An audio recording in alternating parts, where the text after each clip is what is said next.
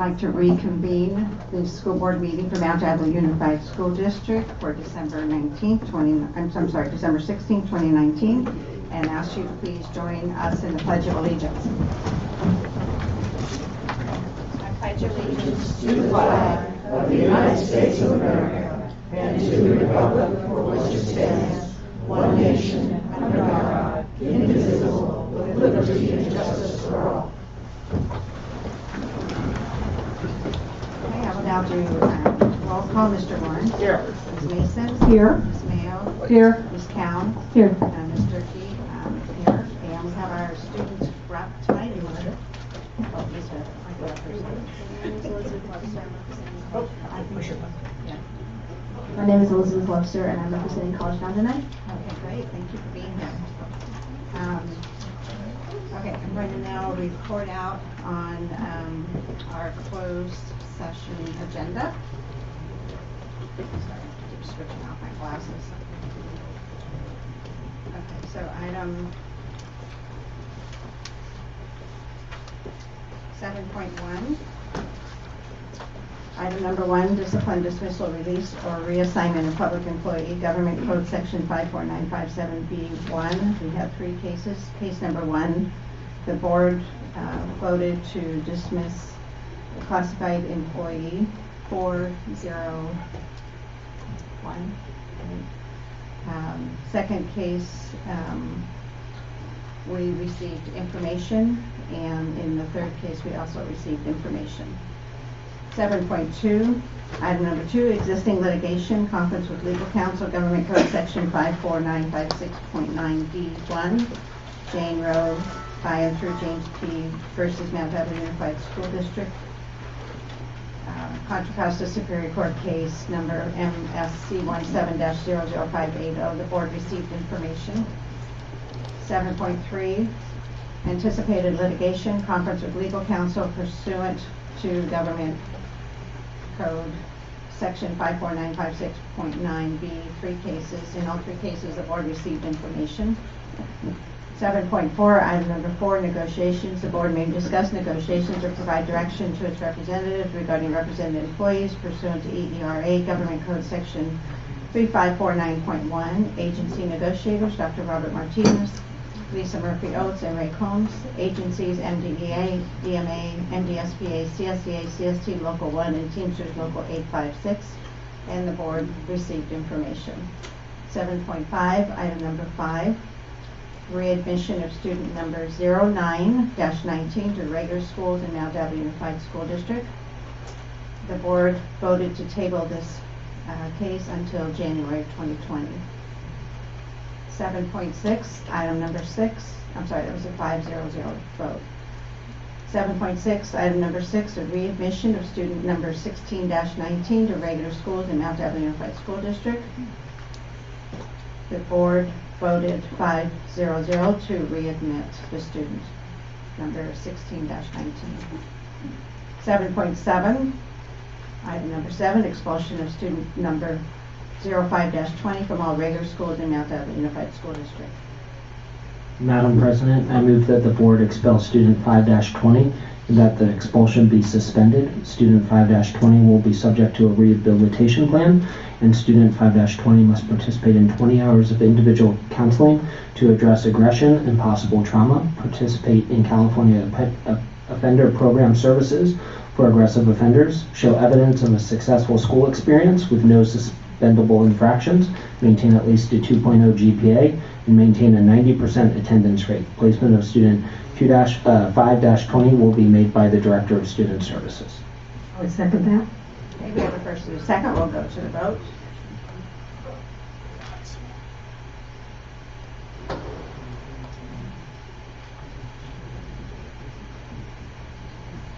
And that passes 5-0-0-0. Thank you. Item 7.8, item number 8, expulsion of student number 06-20 from all regular schools in Mount Diablo Unified School District. Madam President, I move that the board approve that student 6-20 be expelled from all schools of the Mount Diablo Unified School District, and that student 6-20 may apply for readmission after June 3rd, 2020. Prior to readmission, student 6-20 is required to meet the following conditions. 1. Participate in 20 hours of individual counseling to address anger management. 2. Participate in California Offender Program services for aggressive offenders. 3. Attend MDUSD Saturday workshops for anger management. 4. Show evidence of a successful school experience with no suspendable infractions, maintain a 2.0 GPA, earn 30 credits, and have a 90% attendance rate. Second. We have a first and a second, and we'll go to the vote.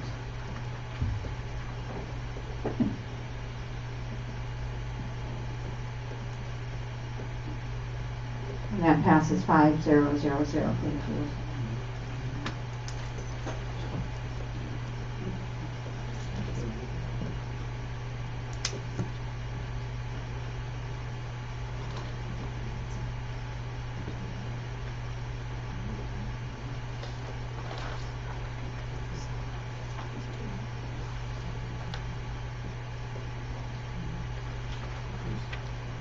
Okay.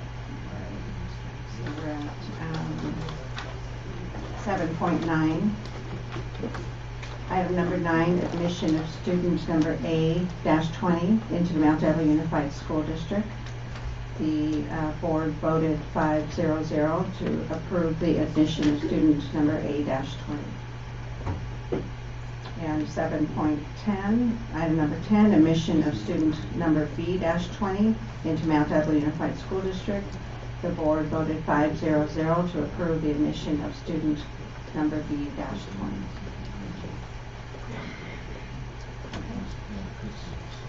All right. So now we are moving on to our student representative report. So we have students with us tonight. It's always one of our favorite times on the agenda. So do you want to start?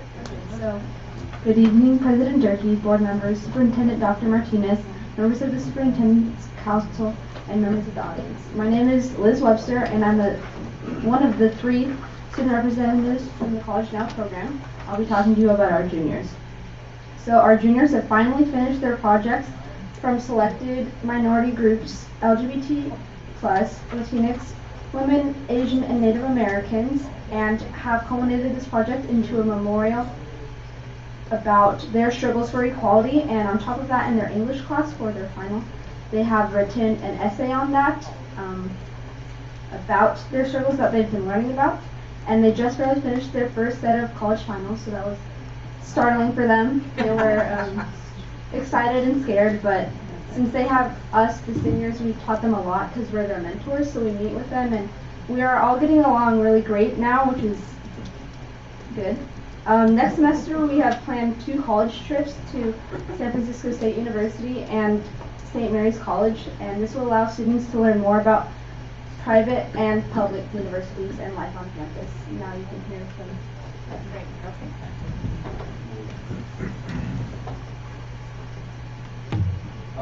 Good evening, Superintendent Dr. Martinez, President Durkee, members of the board, and members of the Superintendent's Council. My name is Silas Andrade, and I'll be representing the college aspect of the College Now program. So as my colleague previously mentioned, our finals were last week, and we are getting a 6-week break, returning to our college classes January 27th.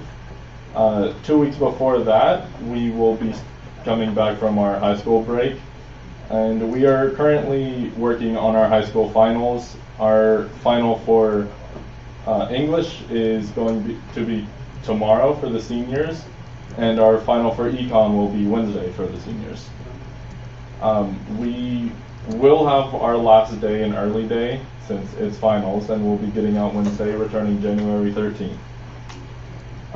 The week we return, we plan on having the very first College Now Spirit Week. So Monday will be Pajama Day. We'll have a Throwback Tuesday, because we like to be rebellious. Wednesday will be Character Day. Thursday will be Heritage Day. And Friday will be Senior Citizens versus Visco Grove Day. Thank you.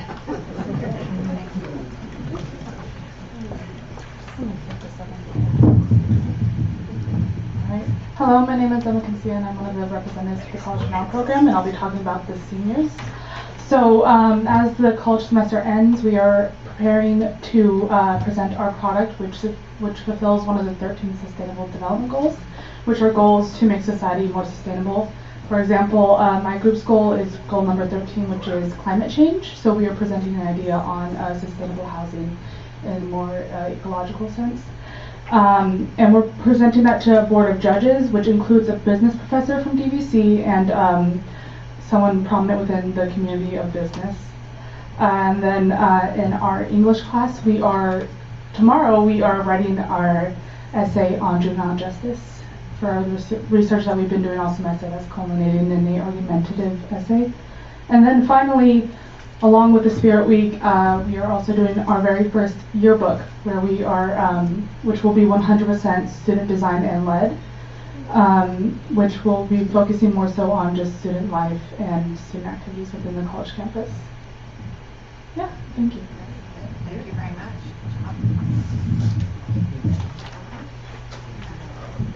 Who wants to go next? Good point.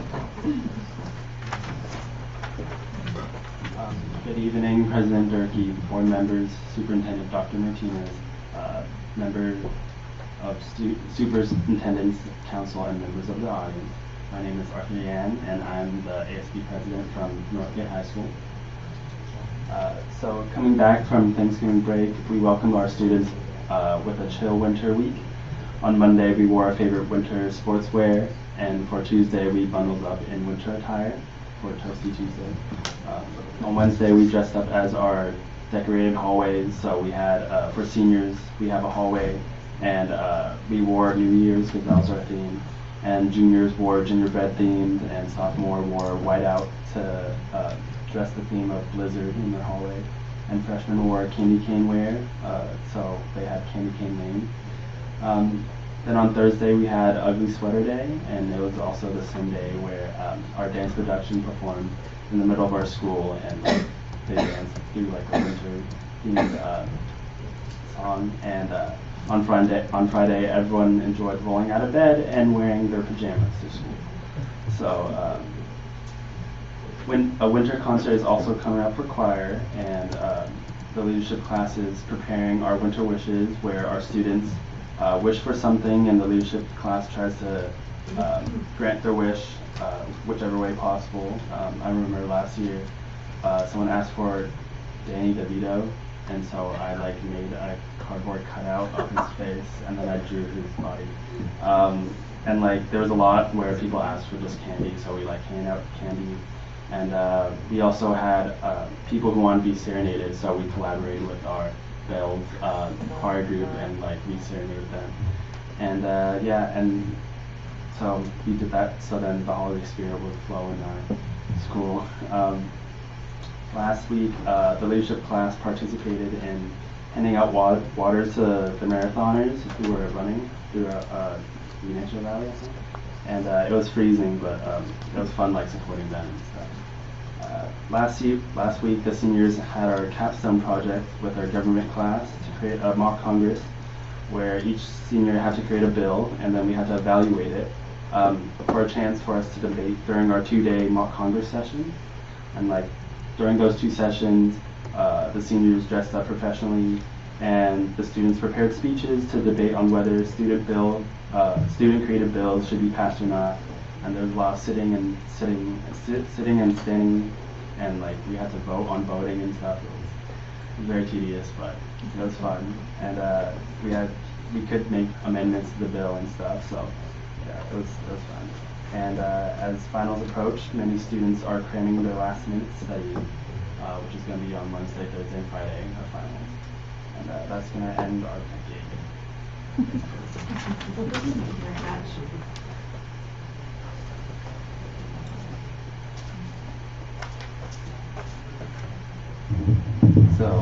So good evening, President Durkee, members of the board, Superintendent Dr. Martinez, Superintendent's Council, and members of the audience.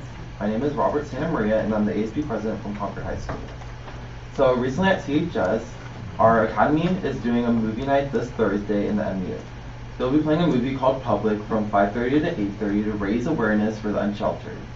Admission will be $10 without a donation, and $5 with the donation of a jacket, wool socks, or canned food. Also, our ceramics, fine arts, and photography students recently had their second annual Chill Out Show where they showed off their artwork. Yesterday, on Saturday, our Ladies First performed at the tree lighting ceremony in Todos Santos, and our choir programs also had their winter concert last Thursday and Friday.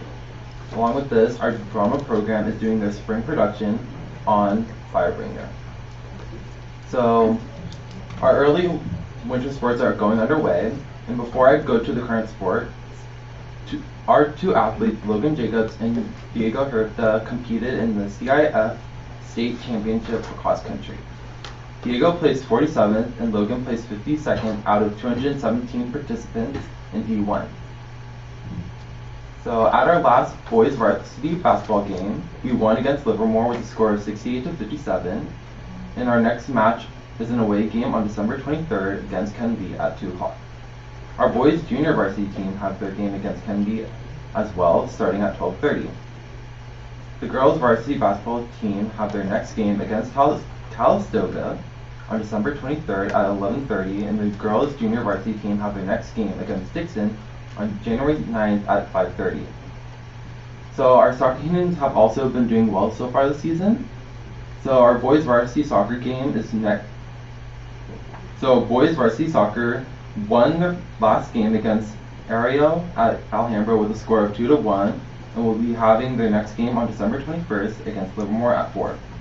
Our boys junior varsity team also won their last game against Hercules with a score of 2-1, and their next game being an away game against Van Den on January 4th at 3. Also, our girls varsity soccer tied up their last game against Sonoma Valley, and their next game is January 4th at 1 o'clock. And the junior varsity soccer have their last game against YB in 1. Their next game is an away game match against College Park on January 10th, starting at 5 o'clock. So now for the good part, leadership. So, when we got back from break, we had our winter brunch, which is an event that we put on to have our leadership students interact with the special ed program, since the special ed program is big at our school. So it's kind of like a bonding activity that we put on together. And then also after the Thanksgiving break, our Positivity Festivity Committee put together a kindness week. So this included activities in the quad such as bubble wrap, just to de-stress, and also like cookies and hot cocoa. And then also on Monday we wore our pajamas just to chillax after the break.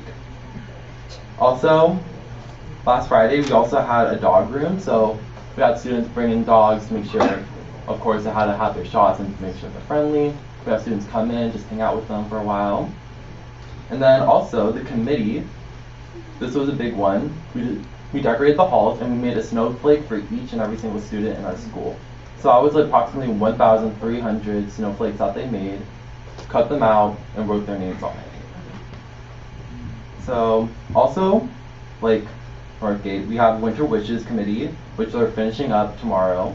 So they've been giving out like food gifts, because a lot of people ask for Popeye chicken sandwiches for some reason. I have no clue. Yeah. Also, like performances have been done for students. I know one of our students did a jazz performance with, I believe, because, let me read that. So she did a performance with her brother, which is a teacher at the school. They're both in band, so they did a performance for a student. So, stuff like that. Also, so basically all the other committees are wrapping up and we're just cleaning up the room and everything like that after that. And all along with that, ASB is currently getting registrations for our 12th annual Leadership Exchange. And if you do not know what that is already, it is a conference where we invite high schools from around the area to participate in spirit activities, interact through lessons and workshops that are led by our very own leadership students. This is to help students to inspire and be inspired by one another about the events that they put on. Our early bird deadline is this Friday, and after the price, it will increase. So far we have Burin, Alhambra, Mount Diablo, Vincent Martinez, and College Park have all registered for our Leadership Exchange, and we are currently waiting for responses from the other schools. And if you're wondering, it is going to be on February 21st. Along with this, we also have our 8th grade visit and our 5th grade day, which we also put on. So it's kind of like a smaller version of the Leadership Exchange, but involves our elementary schools in our middle schools, and those will be before it. So I believe that we're going to have 5th grade day on the 19th and 8th grade visit on the 20th. Wait, 5th grade day on the 19th, and then, yeah, I got it. Okay, thank you, go Midland. Thank you very much. Good evening. Good evening, President Durkee, board members, Superintendent Dr. Martinez, members of Superintendent's Council, and members of the audience. My name is Andrea Garcia, and I am the ASB president of Mount Diablo High School. December has remained to be one of our busiest months of the year. We have already had our Holiday Spirit Week, Cocoa and Cram sessions, and Clubs Carnival. Our Holiday Spirit Week began with the Spirit Day Baby It's Cold Outside, which is where we deck out in our winter gear. Tuesday was Candy Cane Day, where students wore their striped attire, and this was a day that was very noticeable that students enjoyed. In the quad, you could see bunches of groups all wearing stripes and looking spirited. Wednesday was Ugly Christmas Sweater Day, where students and faculty enjoyed themselves, especially the administration, whose sweaters were truly hideous. Thursday was Snow Out Day, where students wore all white. Lastly, Friday was Holiday Headgear and Pajama Day, and there was a lot of Santa hats with bells sounding throughout the campus. ASB leadership held their own Secret Santa within the class for the first time, and it was proven to be a success. And it was also a way for the students who worked so hard to improve the campus reward themselves and their peers with a fun event. The fun doubled with a potluck on the same day. The leadership room was bright with all the students exchanging and sharing their gifts while eating their favorite food. The Digital Safari Academy, or the DSA, had their innovation fair last Wednesday at a hotel here in Concord, where families and possible investors examined the seniors' project about designing their own business. A memorable day for the clubs at Mount was Holiday Clubs Carnival, which took place last Friday at lunch. Clubs Carnival is a way for the clubs and classes to raise funds for their events and to start preparing for the multicultural rally, which in reality is not that far away, and students can't wait to prepare for it already. Several clubs sold foods. For example, the Medical and Biotechnology Academy sold nachos, the class of 2020 sold hot chocolate with pan dulce, and the club who sold the most was Key Club, who was selling lumpia and hot chocolate. They quickly ran out because the demand was so high and the food was so good. On Saturday, students woke up super early and went to the Walnut Creek Marathon at 6 in the morning to pass out waters to the runners, which is really good to present that Mount cares about the community. Thanks to Concord High, we were invited to the Leadership Exchange, which is the field trip that all leadership students wait for all year. We have already registered all students and can't wait for the day to come. In present news, this week is finals week, and starting last week, students have been provided hot cocoa before school to jumpstart their day and hopefully put them in a better mood for finals. Of course, students are very eager for winter break to begin, but rest assured, the students are working very hard to get through the rest of this calendar year. Thank you. Thank you very much.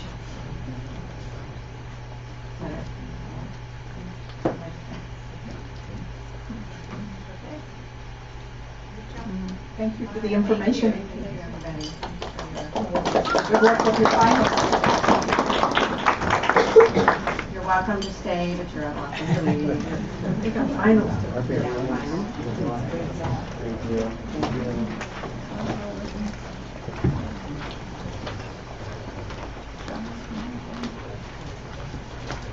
Okay, we're now on 9.0, public comment. The public may address the board regarding any item within the jurisdiction of the Board of Education of Mount Diablo Unified School District that is not on this agenda. These presentations are limited to 3 minutes each, or a total of 30 minutes for all speakers, or 3-minute limit may be shortened. If there are multiple speakers on any one subject, the public, sorry, I lost my train of thought. I'm distracted. The public comment period may be moved to the end of the meeting. Speakers are not allowed to yield their time. And we always like to share, in case people aren't familiar with this process, that the purpose of public comment is for the board to listen to the comments. We're restricted by what's called the Brown Act in responding to the comments, so we don't ever want anyone to take that personally. We're listening, we're taking notes, and we may refer someone to the superintendent for more action.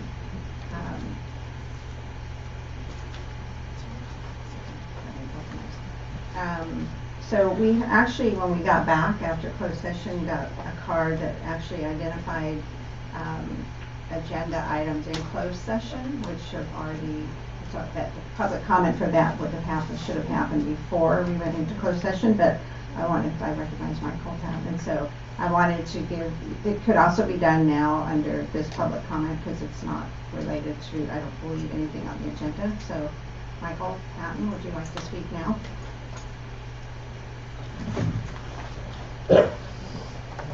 So this, just to clarify, it's not about anything that's on the agenda, the rest of the agenda, right? I don't believe so, no. Okay. All right. Okay. 3 minutes. Also, it's Matthew Patton. Oh, no, I'm sorry. Sorry. I saw the and was translated, yeah. I'm here to show my public support for Doug Scott, the teacher that has been that is currently being currently facing unjust and unwarranted disciplinary action from the School of College Park. To my knowledge, you've all received the petition to bring Doug Scott back in the past, and I'd like to read some selected comments from said petition. On August 31st, or August 27th, Cynthia Sandoval wrote, I graduated in 2001. Mr. Scott was a tough teacher, but he was sincere and passionate and honest, and my favorite teacher at College Park by far. It breaks my heart to hear that he's been discriminated against. He always was, and the school had it out for him because he doesn't look the part, or because students would throw a fit that they couldn't get away with cheating or being disruptive. He loves what he does, and his passion is contagious.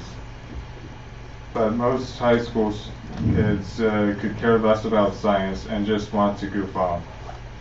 Mr. Scott's class just isn't the class to do it in, but if you wanted to learn about Earth, if you wanted to learn about the Earth, he was the best teacher to teach you. Every day is Earth Day. On August 31st, K. Jane Austen wrote, you don't tell a man who has dedicated 28 years of his life inspiring countless students to just pack up and leave in 15 minutes. Mount Diablo Unified School District owes the community a fair and diligent investigation into this fiasco. We want justice for Mr. Scott. Shame on you, Joe Alvarez. On August 27th, Sal Rahimi wrote, I was a former student of Mr. Scott. My sophomore year, he gave me an F for the first quarter because I did not do any of the work, so I deserved that grade. The following quarter, I actually did the work, and he passed me with a B grade I earned. He's an amazing teacher. I mean, 28 years is longer than the majority of any current CPHS staff. I can't believe this current principal really did that on the first day of school. I'm here supporting Mr. Scott even though he failed me because I know he is genuine and cares about successfully educating his students. Okay. Thank you very much, Matthew. Valerie Melville.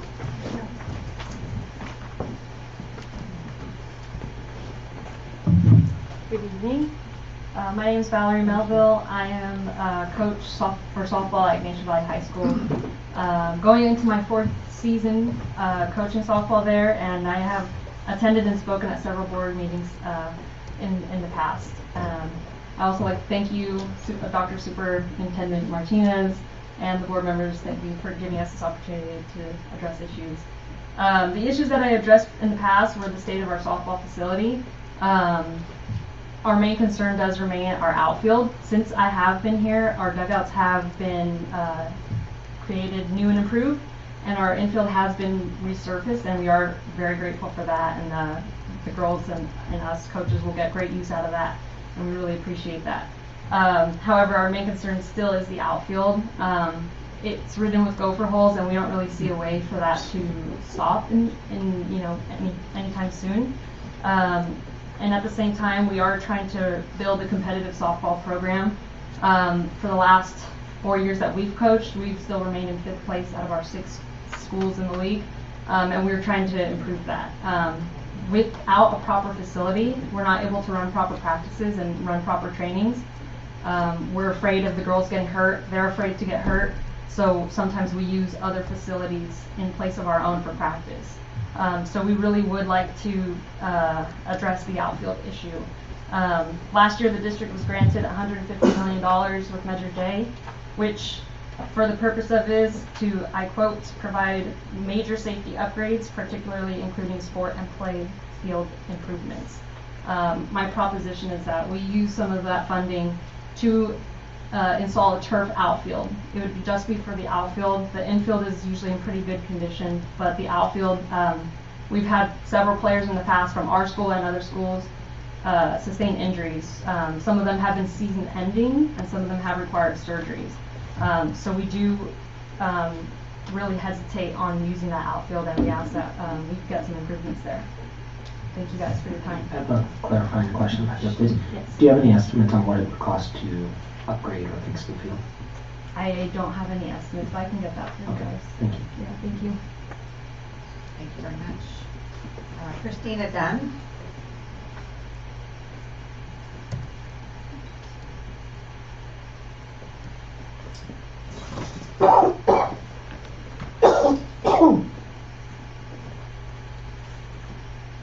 Good evening. My name is Christina Dunn, and this is my son Paladin Dunn and his service dog Gondola. Paladin is a freshman at College Park High School in Pleasant Hill. 5 years ago, Paladin was diagnosed with type 1 diabetes, and after staying in the ICU and a very close call with death, he is now working to manage his diabetes every day and night of his life. His pancreas does not produce the hormones needed to keep his blood glucose in a normal range, so he uses insulin to maintain his life. He has a 504 plan on file with the school outlining his disability and the requirements needed to maintain his life while at school. 2 years ago, he decided that he'd like to have additional assistance with identifying his blood glucose highs and lows. This led us to Dogs for Diabetics in Concord, which is a California 501c3 nonprofit organization that provides trained medical alert service dogs to individuals who suffer from insulin-dependent diabetes. After extensive training by Paladin and Gondola, Gondola was placed with Paladin a few days prior to Thanksgiving. He returned to school after Thanksgiving break, and after 2 days at school was requested to come to the office regarding his service dog. He was informed that a student in his 5th grade class had an allergic reaction to the dog and he would need to miss his 5th grade class for that day. Upon returning to school the following day, which I attended with him, we went to the office to ensure that an accommodation had been made for 5th period so that both children would be able to attend class. Instead, we were informed that the dog, and therefore my son, was not able to attend school for approximately 2 weeks and would have to go on an independent study. When I inquired why he could not attend school, I was told the teachers and parents in all of his classes needed time to determine and communicate to the school if they had any objections to the dog attending classes with my son. My son ended up missing 3 days of education before he was allowed to return, in part I believe due to our family's advocacy on his behalf. We are here today to respectfully request that the district consider providing additional education to school administrators and employees regarding Title II and III of the Americans with Disabilities Act and Section 504 of the Rehabilitation Act, with an emphasis on service dogs. Items of particular importance which could be included in the training are the Department of Justice's determination that, and I quote, allergies and fear of dogs are not valid reasons for denying access or refusing service to people using service animals, end quote. The district should provide training to staff on Title III, which defines schools as public access areas.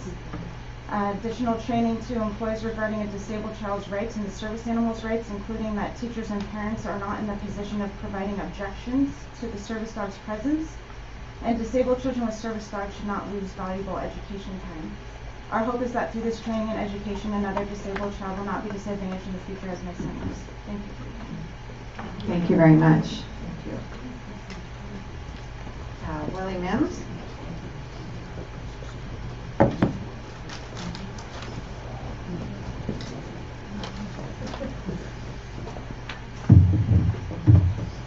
to the board, Superintendent Dr. Martinez. It's my first time officially addressing you. I welcome you. I've missed you. Yeah, it's been some time since I've been here, almost 5.5 months. But I want to set the record straight. I watch everybody, so just because I'm not here, I don't think I've not been watching what you're doing. But anyway, I wanted to first of all welcome you here officially from our organization, and I hope that your journey here is one of progress and not regress. And we'll do everything we can to work with you. My organization has some concerns though, but let me go back real quick and mention about the violation of the American Disabilities Act. You know, that's the law, so you know you cannot discriminate against the disabled or those who are under the American Disabilities Act, because you can subject yourself to a lawsuit. So hopefully you will address that and offer some training and some education to your staff and your personnel. The holes, the gopher holes at Nation Valley, we back again revisiting that issue. And you know, I think that the staff member here are suggesting, why don't you put in a turf field? That'll solve that problem with the gopher holes. Because you know, somebody's going to get hurt. She already mentioned somebody's going to hurt, but somebody's going to get sued, and it's going to be the Montana Unified School District sooner or later. So hopefully you heard what she was saying. Now, back to the, you know, my organization is concerned, this is to the superintendent, because I think they heard your board know where I come from and understand my position. You don't. So my organization is concerned about the latest California assessment scores and the reflection that they have on the education of the African American subgroup. I'm mentioning African American subgroup, that's the lowest performing subgroup that you have here in terms of your English language arts, assessment stats, and your math. So and I have the data here, but I'm not going to read them to you today. I come just to introduce myself. But the next time I come, I will be reading some specific data to let you know, just in case you don't know about the plight of this particular student group. My organization is also concerned about the slowness in the hiring practices that reflect the diversity of your sites, your school sites, and the whole district as a whole. I would encourage you, superintendent, to take a tour of each of your schools and look and observe who the diversity of the student population versus the staff. And you'll see that there's some serious issues there. And hope that someday that we can get together and address some of those specific issues, because those concerns are not reflected in your LCAP plan. So if it's not reflected in your LCAP plan, that means that it's not a problem. But it is a problem for me. So I hope that you hear what I'm saying. But anyway, I didn't come here to talk too much, and I've been gone for so long that I kind of feel bad if I tell you how I really feel today. But the next time I come back, you know, this is just a light introduction. The next time I come back, I won't be as nice. Thank you. Just for the record, I will say that gophers do come up through turf. It happened in Bay Point, so. It's good to see you, really. I know it's been some time, and you've had some major life issues, you know, in your life, and we really appreciate your taking the time to come back and see us. So thank you.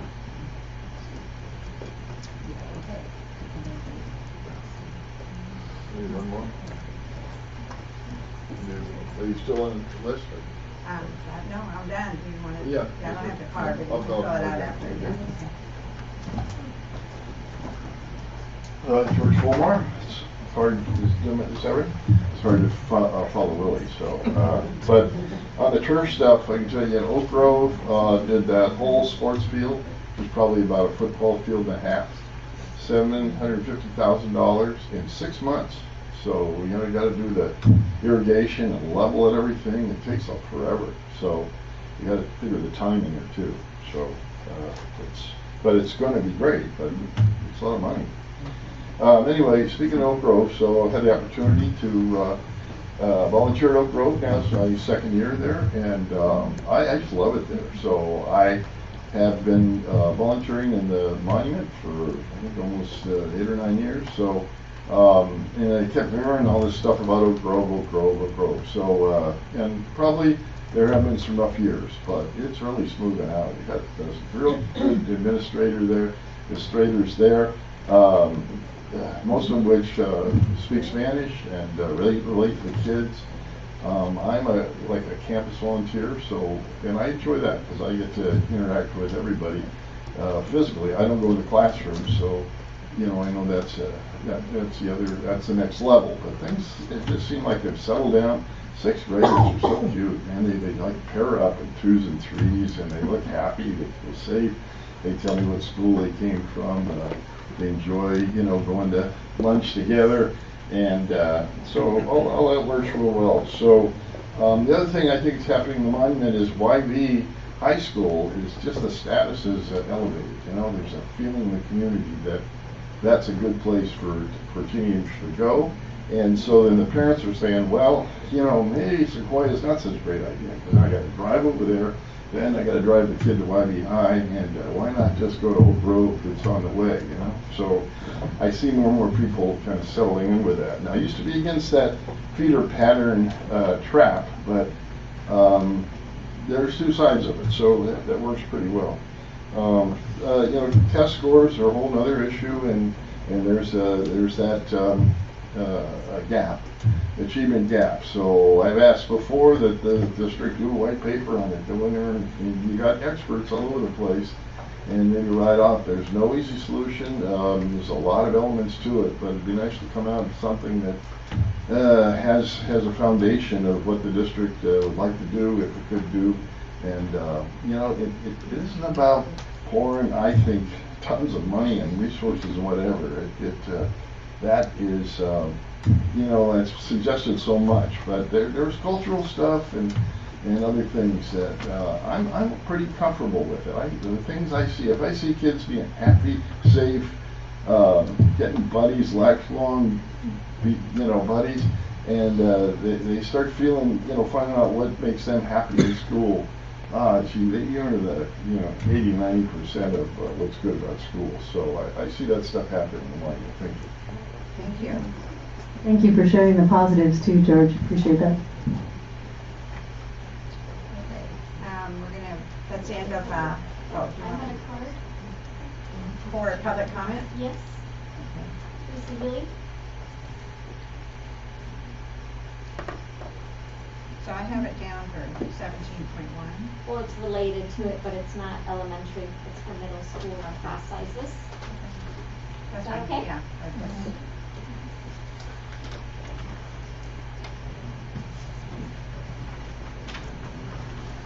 Hi, good evening, board members, Dr. Martinez. My name is Teresa Healy. I'm a parent. I've spoken to the board before. The last time I spoke, it was during the Medea rally, and it was very kind of heated and emotional. But I had gathered my thoughts, and I sent an email to Mrs. Durkee and Dr. Martinez. I haven't received a response yet, and I've since sent it to the rest of the board today. My concerns about the class sizes that were shared on the FAQ for parents. I am a parent of a 6th and 8th grader at Sequoia Middle School. I also have the privilege of working as a special ed assistant in their intensive autism class. And I've also worked with autism, actually special ed from preschool to high school in the district. But my main concern is that on the frequently asked questions sheet, the average class size for middle school was listed as 29.9.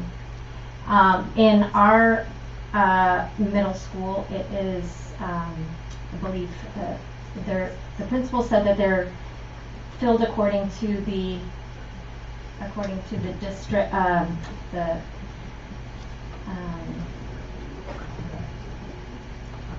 contract, yes, the teacher contract. But even still, even if there are, if I have a couple of issues with that, but even if they are, that 29.9 is way below the district contract. The contract numbers are 37 for math and science, 34, I think, for English, 44 for PE. So the only reason I can think of that the number is lower is maybe they're including special ed classes, which, again, I didn't receive a response, so I'm not sure if that's the case. And I know, we change our glasses. One of the board members did today. I do it every morning. These are my glasses that I wear to work. These are my safety glasses because I get spit on and I get hit in the head.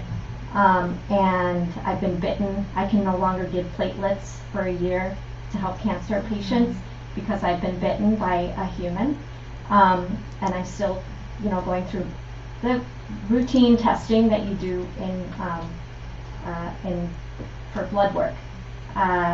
So that's just to emphasize that including special ed, there are some kids with very special needs. That's very misleading to include it in and lower the number. If you're going to do that, at least let parents know what the actual class sizes are so that they can, ask appropriate questions or look at how the funding is being allocated and make their own decisions. If it's hard to have accountability if class sizes are understated. It's hard for parents to hold the board accountable if they don't know what the actual. I had no idea until I worked at the school that my son had 37 people in his math class, and that he, two of the kids fall asleep regularly. One boy sitting next to him, sorry, my time is up. One boy sitting next to him likes to, just destroy his pants. He cuts up his pants. He destroys his school supplies. The classes are overcrowded, in my opinion. And I'd like just more transparency with the data that's coming out from the board. Thank you very much. Have a good evening.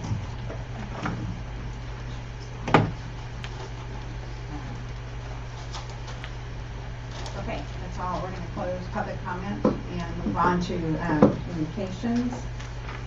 District organizations at regular board meetings, a single spokesperson for each recognized district organization may make a brief presentation. Following the consent agenda, items are limited to those which are informational. And we have Annie.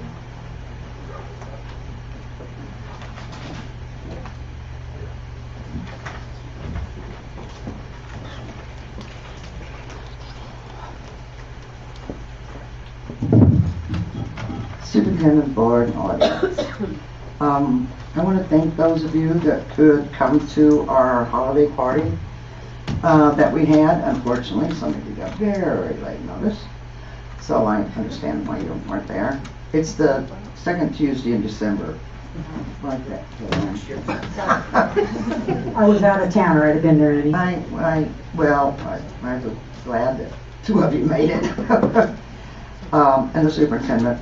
And we donated to the Bay Area Crisis Nursery Center.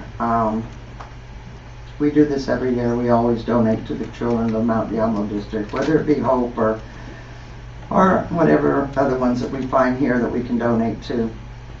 I am so hoping for a better new year. This past year has been the most difficult and chaotic I have ever experienced in 20-something years of dealing with the district. The amount of important jobs that we lost, people with years of experience, and people taking over those jobs, and not even some of them, some that have been around here, all of a sudden start making up new rules, new jobs that we never had before, and it's rather difficult dealing down here. I get a text message this week about a sub that was upset because they pick the thing about being a sub, you get to pick the job and you pick where you want to go. That's the cool thing about that. And then when they got to the school, they changed it. They're not supposed to do that, and I've talked to this district for years about that, and things continue the same. And now that sub has decided that they're not going to sub at that school anymore. And you wonder why you can't get any subs? They're not treated very well. And my members certainly don't think they're very appreciated with the things that go on at some schools, that the way they're treated, they don't feel appreciated here. Says I don't want to keep coming down here to board meetings with all the chaos down here, but I will till things finally get some kind of order. I hope you recognize the chaos and not wear rose-colored glasses down here. And why do we have an armed guard? And I did ask him, you do know an armed one costs more than one that's not armed.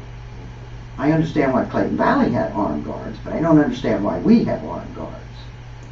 Just, you know, that's part of my raise. Everything that costs more. Thank you. Thank you.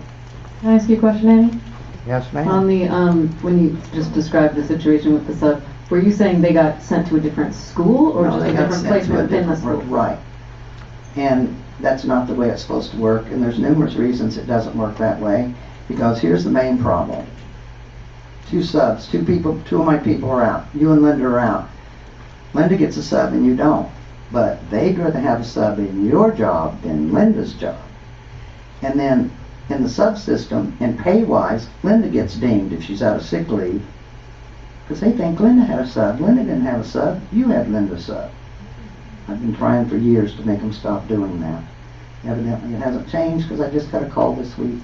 And this isn't even one of my members that's a subbing. This is a random sub. So, thank you. Thank you very much. We're going to move on to 11.0, public employee appointment. Review, let's see. Okay. 11.11, review and potential approval of classified personnel appointment of work-based learning coordinator. Dr. Martinez. Thank you so much. Yes, we have several appointments tonight. The first appointment would be Shirley Hernandez. Shirley, how are you? She's joining the district, and we're pleased to announce, hopefully as a work-based learning coordinator in our student services department. Shirley is a Mount Diablo Unified School District alumni and an International Hospitality and Tourism Academy graduate from Mount Diablo High School as well. She's a first-generation graduate student. Yay! Yeah, good stuff. From San Francisco State University, has her BA in Criminal Justice with a minor in Latino Studies. And she's been working really in San Francisco at a homeless prenatal program as a case manager, and as a case manager for the San Francisco Sheriff's Department as well, working with clients. So she's worked in the city, and now we're going to bring her back here to really work with our students. And again, so she'll have that opportunity to work with our students and be a great role model as well in this program. So we're pleased to have Shirley Hernandez join us. Madam Chair, I would like to approve the appointment of Shirley Hernandez as a classified personnel appointment of work-based learning coordinator. Second. Okay, great. We have a first and a second, and we'll go to the vote.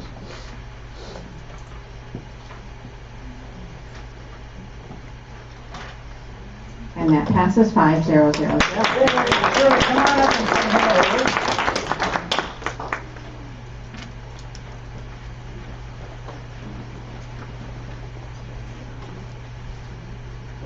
Okay. Hi. I'm so happy to be here. Thank you so much for Do you have anyone you want to introduce? Anybody come with you tonight? Or? Oh, my fiance came with me. Oh, we have to introduce. You have to introduce him. Congratulations. Congratulations. The second position that we'll talk about is our Integrated Systems Project Manager, and we have Awatif Omer here. And she has been with us for 7 years in the Mount Diablo Unified School District, who has been working in our educational technology management as a computer programmer, client support analyst, data system supervisor, and database administrator. She's currently performing a number of functions and maintains our student information system, ARIES, so we're going to have to find somebody for that. However, again, and the district databases and our CalPads as well. Really before coming here, she's been again involved in data systems as a supervisor in Antioch Unified School District and Alameda County office before then. And I gotta say, as I was sitting with Awatif and just her commitment to the district, her understanding of the data pieces that we need to pull together, and she's going to be spot on in getting this information done for us within that department. We're very proud of her. Madam President, I move that we approve Awatif Omer to the Integrated Systems Project Manager position. Second. Great, we have a first and a second. We'll go to the vote.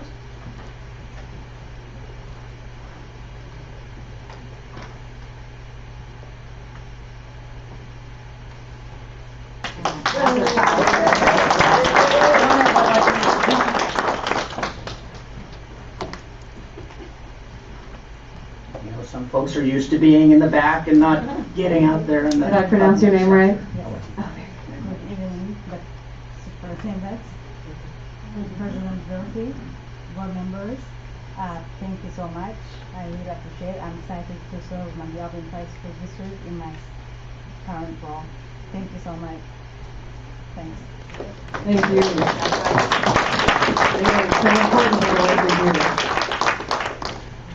Okay, our next position tonight is for a vice principal position at Riverview Middle School, and we are pleased to bring forward Tyler Rosecrans as the new vice principal at Riverview Middle School. Tyler joins us. He's been teaching in the San Ramon Valley Unified School District for the last 6 years. He started teaching in a moderate special day class program, and was recently has been in an intensive special day class teacher for the last 3 years. He's taken on a number of leadership roles and serves as a special education team leader, a BITSA mentor, so that's helping other teachers acquire their credential, and member of their curriculum team. He's finishing his master's degree in educational leadership at Cal State East Bay, and we're really thrilled to have Tyler join us. Hopefully he's going to be able to start soon, so we're working on that transition, but Tyler is our candidate. Madam Chair, I would like to move for the approval of Tyler Rosecrans as the vice principal at Riverview Middle School and welcome him to my neighborhood.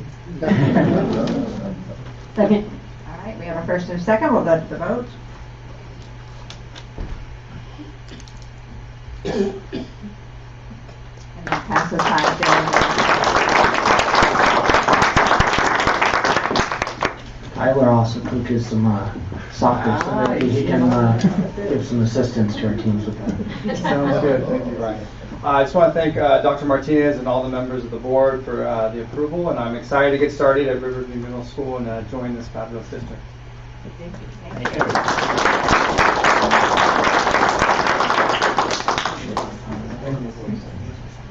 Okay, and we've got one more tonight. This is for our Chief Business Officer position. We're bringing the name forward of Dr. Lisa Gonzalez. And Lisa has been, we're really excited about this. She brings a wealth of experience and education in the areas of various leadership roles as well. She has been the Vice President of the President of Education of the Silicon Valley Education Foundation, Director of STEAM at the Santa Clara County Office of Education. She does have some previous experience as a superintendent in the Portola Valley School District. Has been an interim superintendent as well, and most recently Assistant Superintendent of Educational Services in Dublin. Lisa has obtained her master's degree in educational leadership from San Jose State University, as well as a doctorate in organizational leadership from the University of Laverne. Her skills are truly wonderful in the sense of professional development, and Lisa has a business background. She actually has her bachelor's in business administration, and if you might recognize the name, she's also done a number of advocacy roles within the Association of California School Administrators as a previous past president for ACSA. We're really thrilled about the leadership components. The chief business official is a huge job. We know that. It runs all of our business, our fiscal, our transportation, our maintenance, our operations, our technology, And so I absolutely needed somebody with a big breadth of skills who can perform the leadership skills. We will work together again as a team in the sense of with our executive cabinet. So I'm just thrilled to bring Lisa forward in this position. Madam President, I move that the board approve the appointment of Dr. Lisa Gonzalez for the Chief Business Officer for the Mount Diablo Unified School District. I'll second that. Right, we have a first and a second. We'll go to the vote.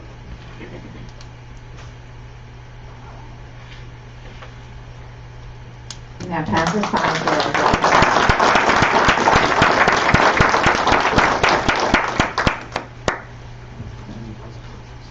Good evening, President Durkee, members of the board, Superintendent Dr. Martinez, members of the Superintendent's Cabinet, staff, and community members. I really want to thank you for the opportunity to be able to be the Chief Business Officer here in the Mount Diablo School District and to really serve the students, the staff, and the community. I'm excited to meet and get to work with the business team to figure out how we can best support our sites and our leaders within our sites to provide amazing learning environments for our students, as well as offering the essential resources that are needed for professional development, both for our classified and our certificated staff. I look forward to establishing strong relationships with the leaders and the members of our bargaining groups so that we can collaboratively address the future budget challenges as well as be the best stewards that we can possibly be of the community's funds. Throughout my more than 20 years as a school administrator, my mission has been summed up as follows. I want to make a difference, doing something that makes a difference, with people that want to make a difference, at a time that makes a difference. I'm excited to join this team, especially to work with your superintendent. The place is here, the time is now, and I can't wait to get started. Thank you very much for your thinking.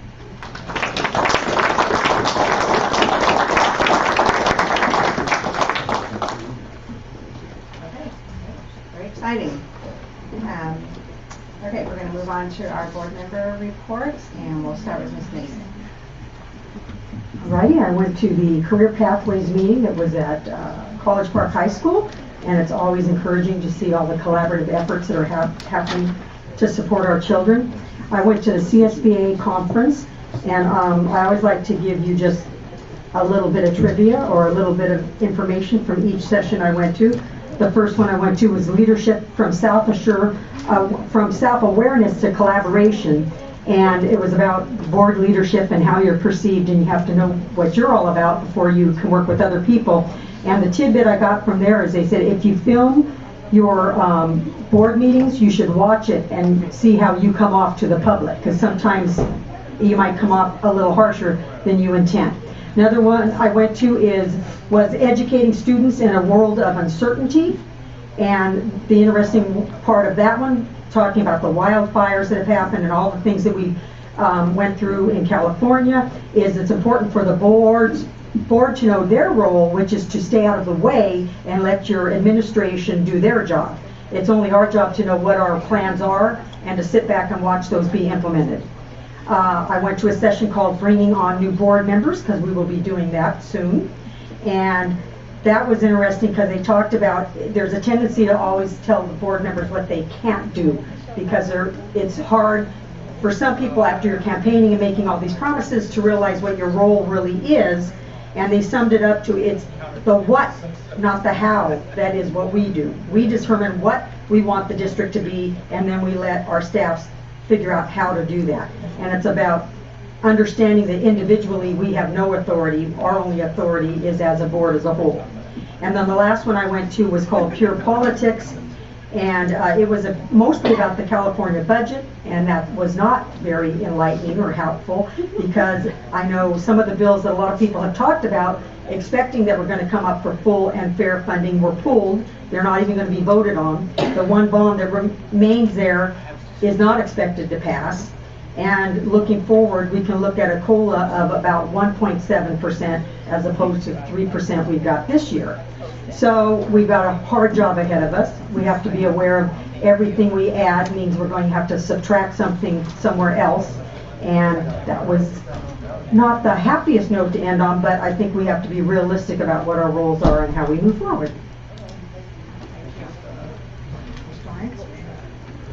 One of the things that stood out to me at our last meeting was when we had the report from our MDUSD Hope organization, and the fact that last year we had approximately 800 students who are supported by Hope, which is supports our foster and homeless children, and that we're on pace to have even more students this year who are in need of their services. And so that was something that really struck me. And so I did a quick outreach and shared some things because throughout the year, and certainly at the holidays, that there's an opportunity to support those students. And so one of the things I've been excited about is when I first was on the board, we couldn't even make donations electronically to the organization. And first there's PayPal, and now we use Venmo for MDUSD Hope. And so I started sharing this weekend with folks that this is an organization that really could use assistance. And so I got an update as of 4 p.m. today. And so within the last 48 hours, we've had 46 donations, totaling $1,845. And so all you have to do is go to Venmo, and you can Venmo MDUSD Hope. And in addition to that, there are two people who have said that they will, for the next 100 donations, if we can get 100 donations this week combined, they will donate $35 for each donation, which would be $3,500. So that would be in excess of $5,000. So we're only halfway to the 100, which I'm very confident we can meet. So you can certainly still go and Google MDUSD Hope. They take checks, they take gift cards, but if you have Venmo, and so the way it works in the Lawrence household is I get a text from my wife, and she goes, "Hey, can you Venmo this person?" So I'll Venmo like $40. I just discovered like a week ago my wife actually has a Venmo account, but she only uses that for incoming. Everything outgoing is mine. But every once in a while I have some surplus in the Venmo account, so that was an easy way to do it. But you can go ahead, and if you do it right now, you can just go to Venmo and MDUSD Hope and make a contribution. And I think it would be fantastic if we are able to get all 100 donations, and that could potentially put us in the $8,000 to $10,000 range. So thank you. That's my report. Thank you very much. Ms. Mayo? Yes, thank you very much. First, I'd like to share, I went to the Serendipity reopening. It was great to see quite a few people in the audience and here at the podium who attended as well. And also on the same night, I attended the Contra Costa County Board of Education meeting on the Clayton Valley Charter High School renewal. The board voted to renew the charter. There were quite a few comments and questions asked by trustees, 3 in particular. And it was interesting to learn how many points of misinformation are out there in our community that I was, well, let's say it this way, they weren't describing the schools that I know correctly. On December 3rd, I attended the California School Boards Association Delegate Assembly meeting, and I provided my report for you. I'm going to read all 12 pages, word for word. No, not really. And I will provide this report as well as the 25 PDFs to Austin tomorrow, because I forgot to bring the flash drive with me tonight. So if anyone is interested in seeing the report or seeing the PDFs that were provided from Delegate Assembly, you can contact Austin for that information. The highlights are that Suzanne Kitchens was elected president on the 3rd vote for this coming year, of course, and then Yolanda Pena-Mendrick will continue for this next year as the Region 7 Director.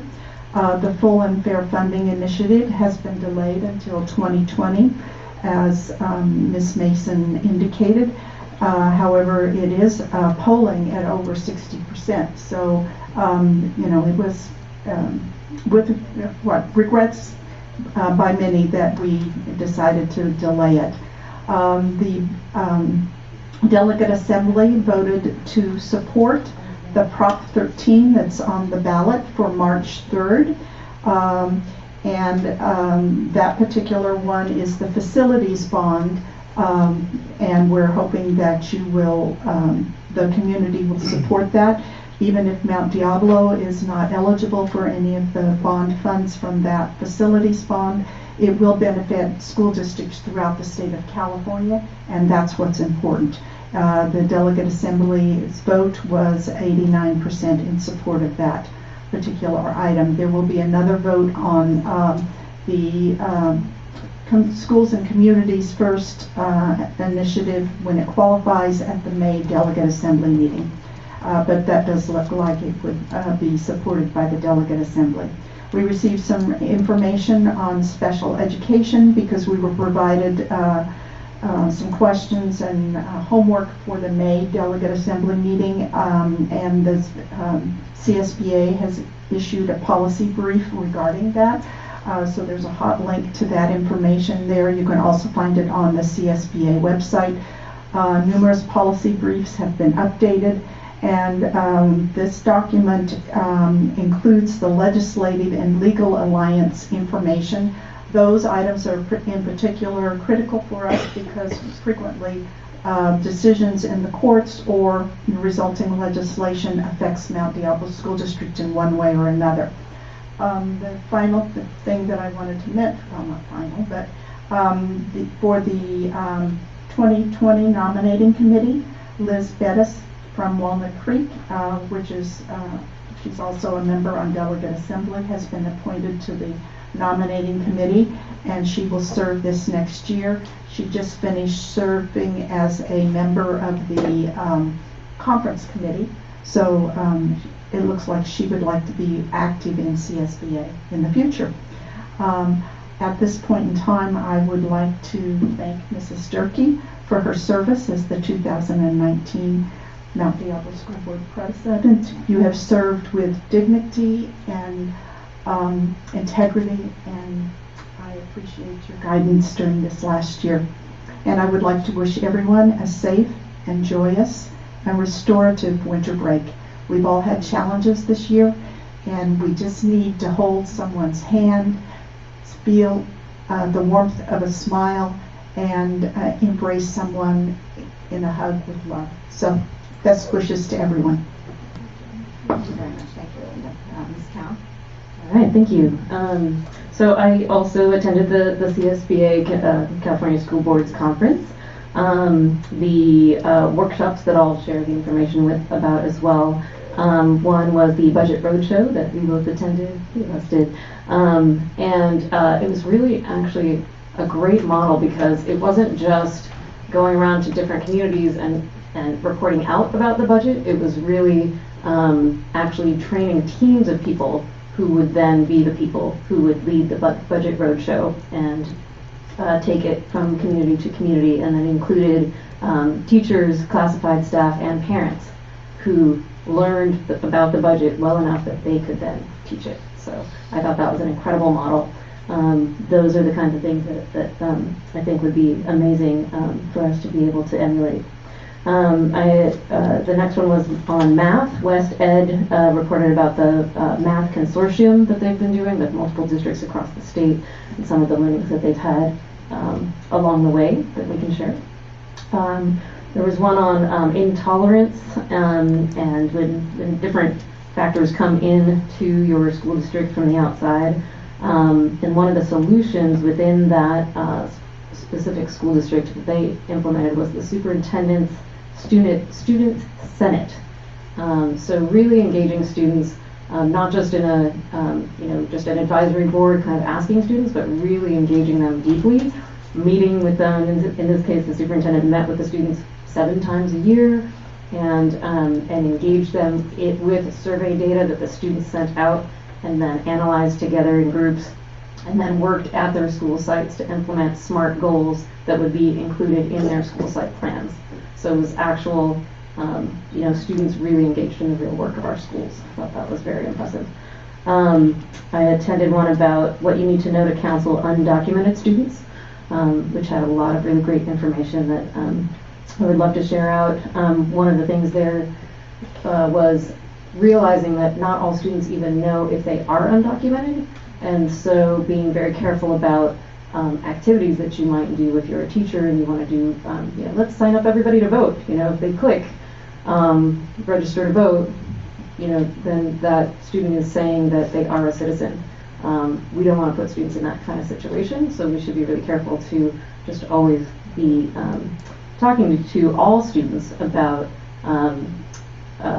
when there's a situation like that where you're saying that you are a citizen, or if you're doing something like the FAFSA, the financial aid form, for students to take that back to their parents and have a conversation as they fill it out together.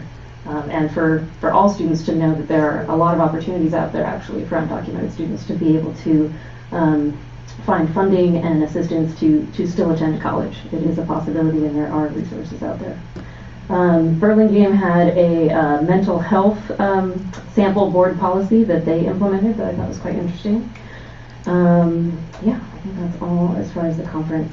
I also did get to catch some of the digital innovation fair at Monticello High.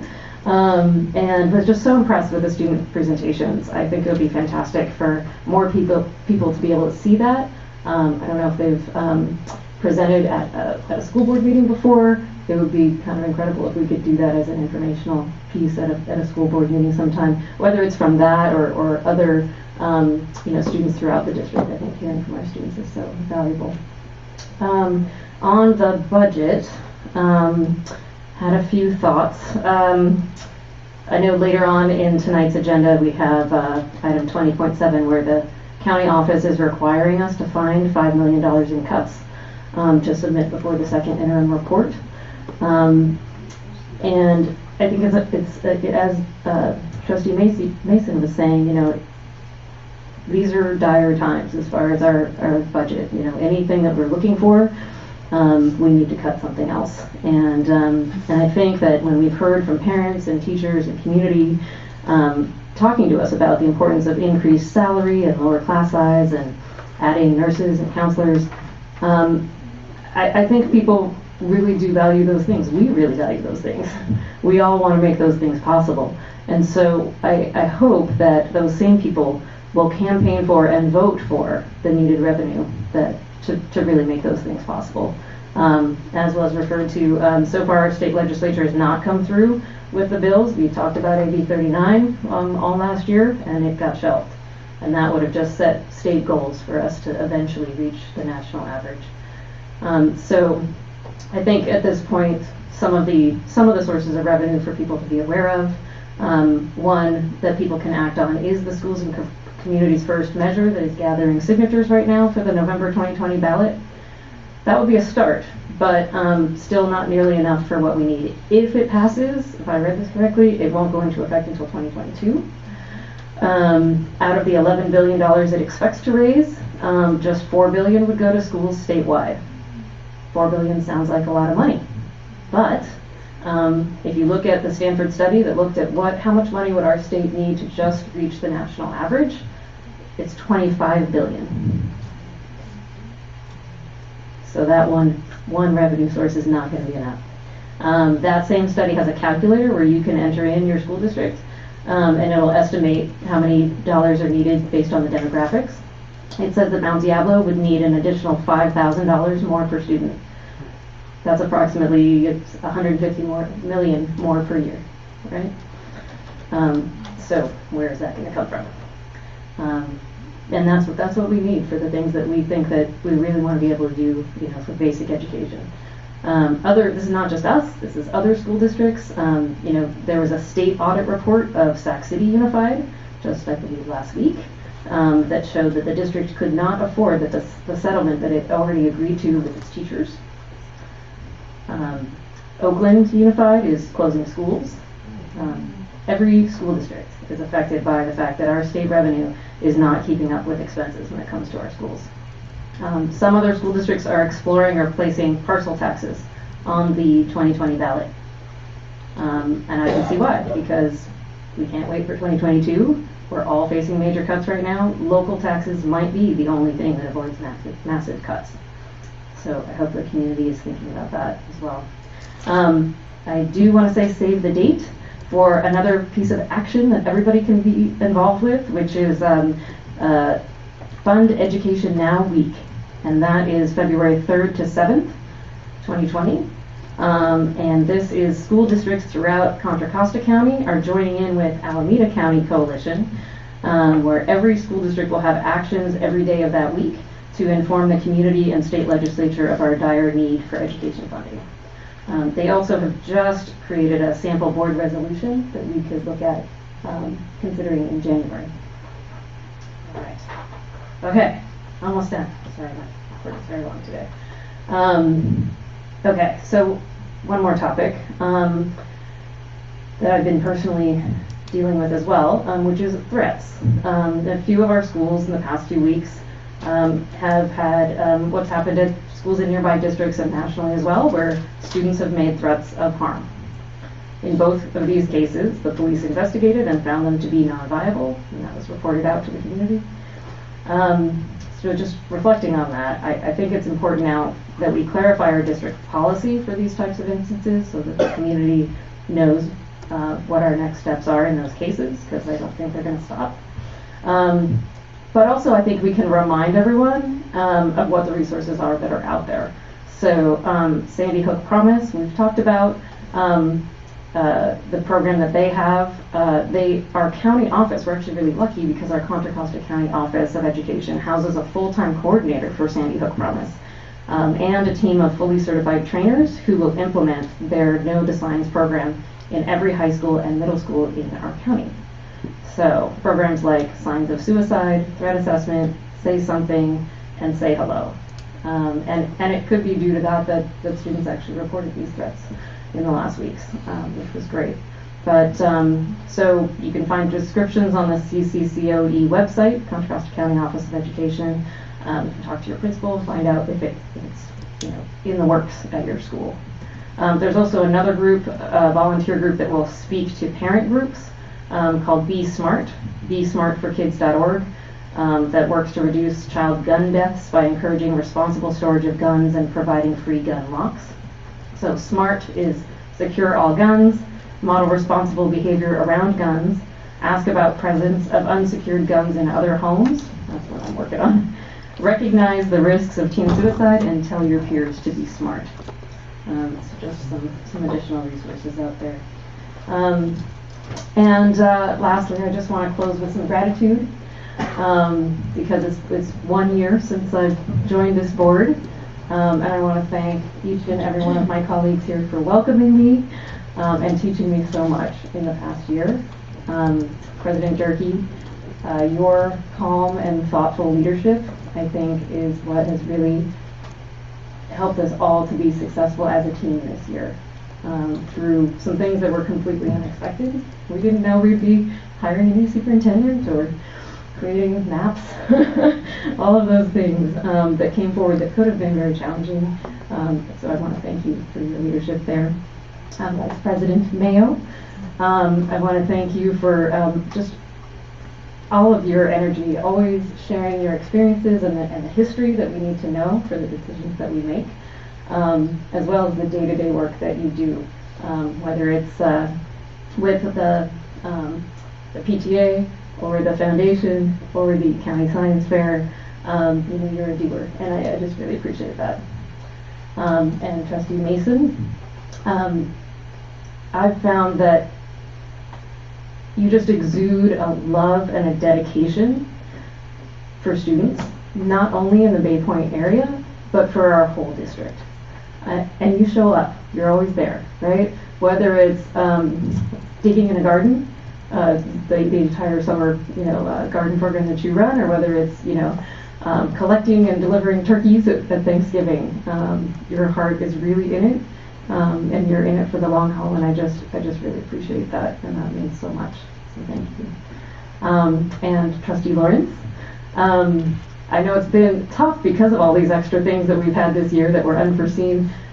You have really moved around your schedule to make sure that you could attend meetings even from across the world on the phone, and I know that must be tough, and I really appreciate that you've been there, been a part of the team.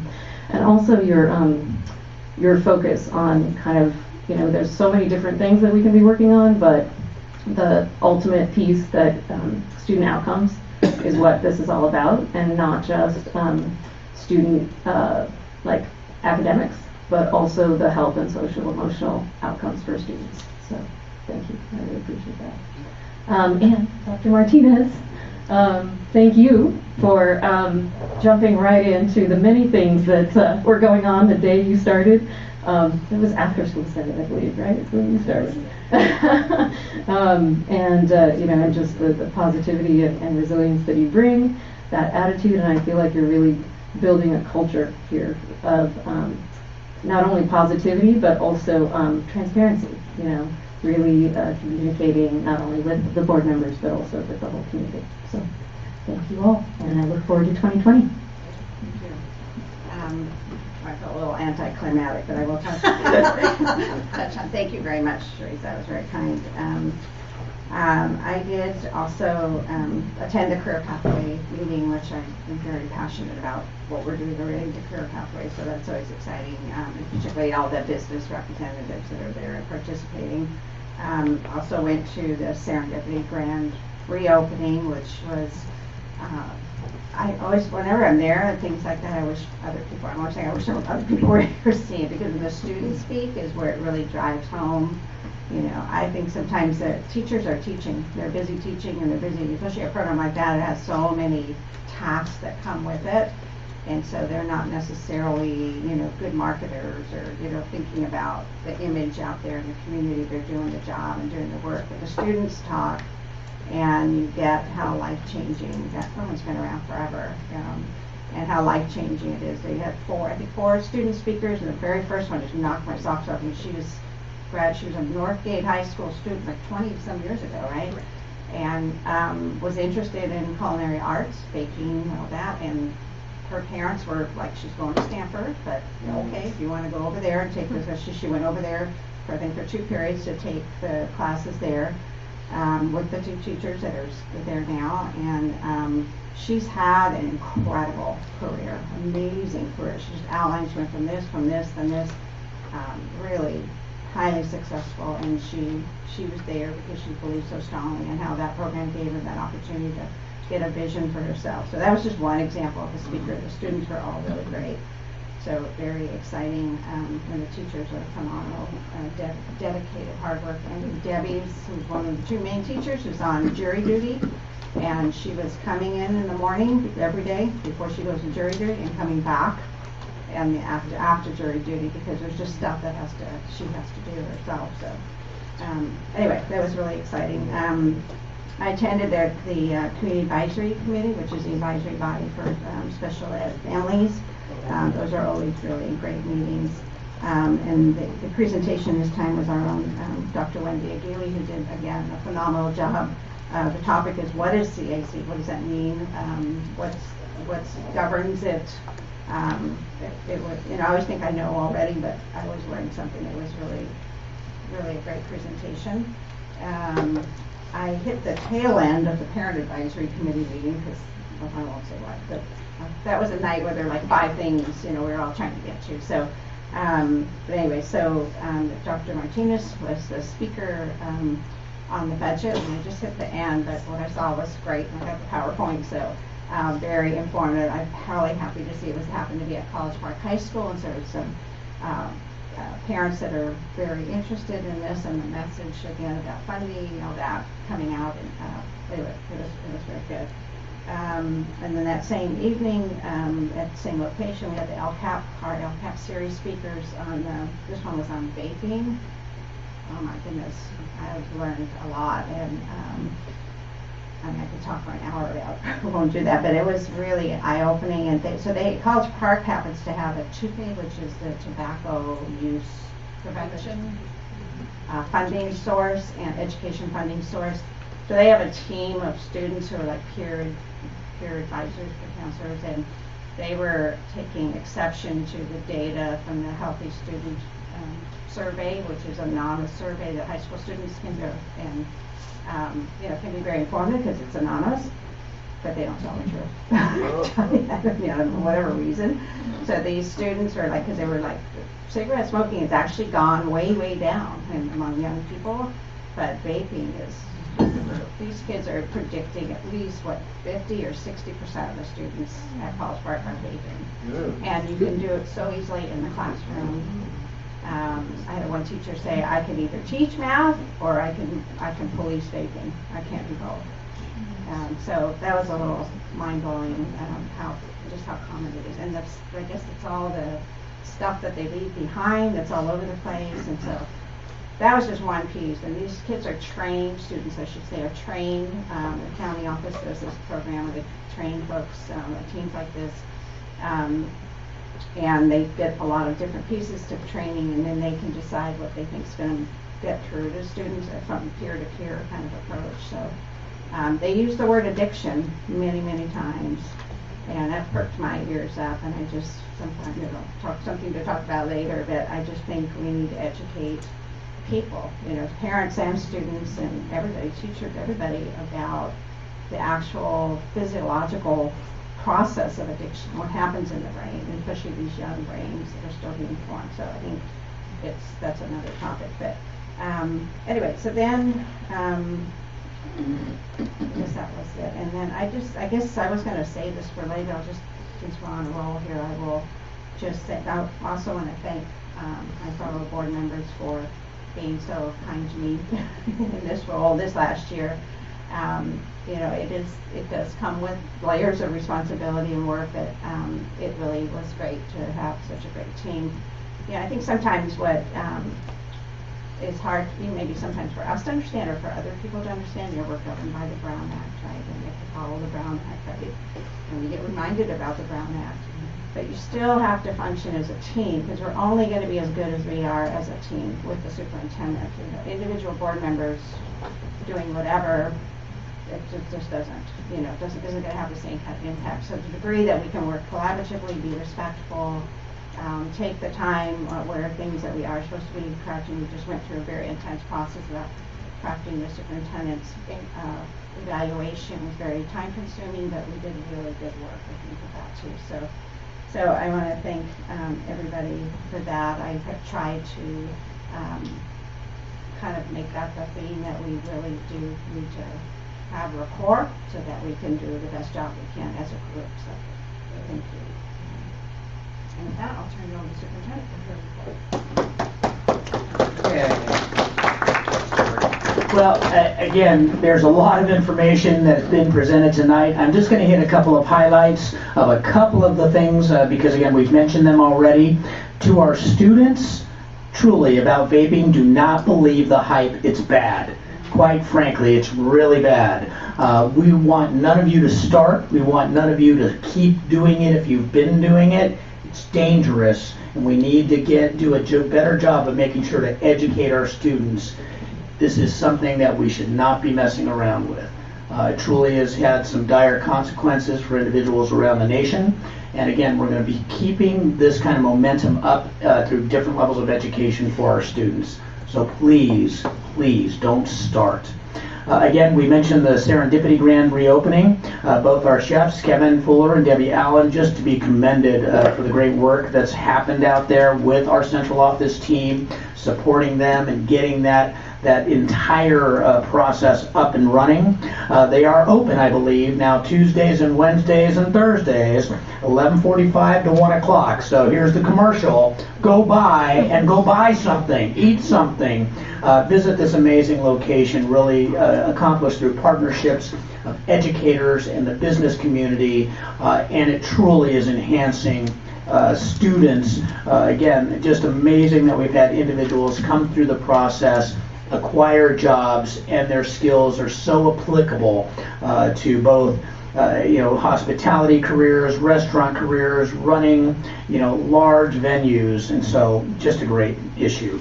Again, just mentioning briefly Digital Safari, robots that tend fields and measure nutrition and soil, an app that lets you apply for college and gives you reminders for classes and gives you the support in your success. I could have used that. Glasses that help people without sight see. These were the ideas, so many of them that our Mount Diablo students were coming up with, again, enhanced by business partners, going through that process a la Shark Tank about having to discuss their ideas and where would they market their ideas, and working in the community venue to think truly deeply about what they would do if they were really producing these products. And quite frankly, I think if there were some real investors, they'd be cutting some real checks out there because great ideas. It was a very busy week. If for some reason, again, you are not getting my Friday letter or cannot find it on the website and you want to, please send us your email and we'll add you to the distribution list, because there's so much information that goes out that we try and communicate about our activities during the week and what we're actually accomplishing. If you did have a chance to read last week's Friday letter, there was some news in there, and I'll say it, that was not so fantastic. We have great learning and instruction happening across our district. Again, today I was able to get out to several schools, seeing the engagement, seeing the process, seeing connectedness between teachers and students, and yet we absolutely know that the California Dashboard is designed to provide our families, the public, students with another way to identify the growth or the lack of growth in our district. So I did mention that over the last 3 years, this is just our reality as told to us by the state.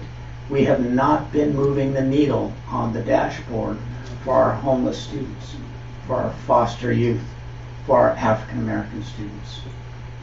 And this is that reality that we need to focus on as a district.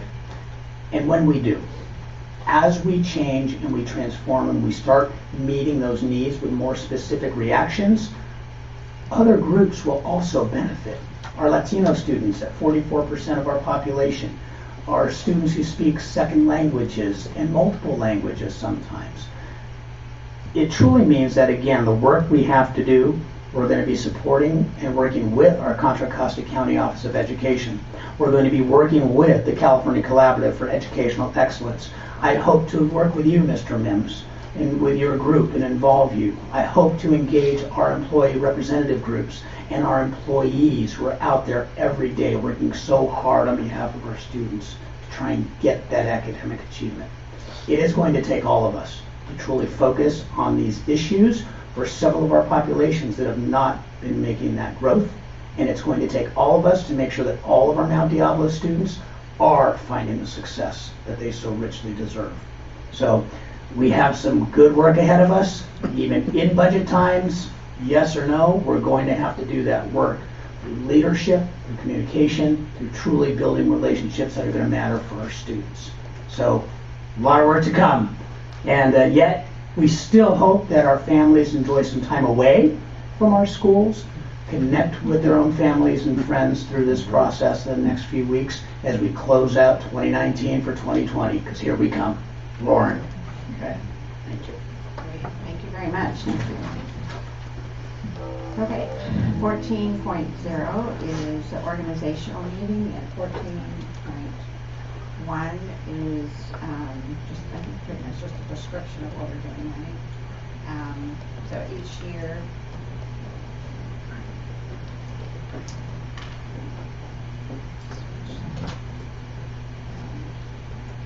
Education Code sections 35143 and 72125 require that the governing board of each school district hold an annual organizational meeting in a year in which a regular election for governing board members is held. The meeting shall be held on a day within a 15-day period that commences with the day upon which the elected governing board member takes office.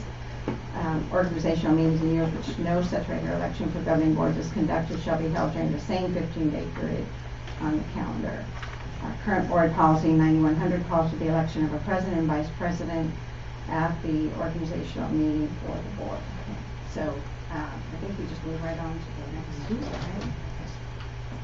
We do have the 14.2, which is the election of board president. We have a card for speaker from Willie Mims. For that find out who's elected to board president before I speak. Oh, you want to see what happens? You want to weigh in? You might want to give some input before. No, I don't. Any of the five. Okay, so this is up to the board now for action to will accept nominations for board president for 2021.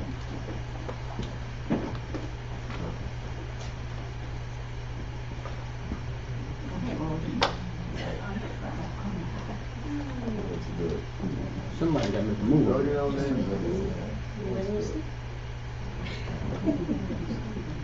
I would be. Okay, I would nominate Diane Lawrence to be the president of the board. No, we don't need a second. No second. Okay. So all those in favor? Vote, okay. We're going to vote up here? Nope. No, okay. Do voice vote. Your voice vote, so individual. We're going to use the voice vote for the nomination for the election of Mr. Lawrence to board president, and we'll start with Mr. Lawrence. I would vote yes. I would vote yes. And I vote yes. Yes. Yes.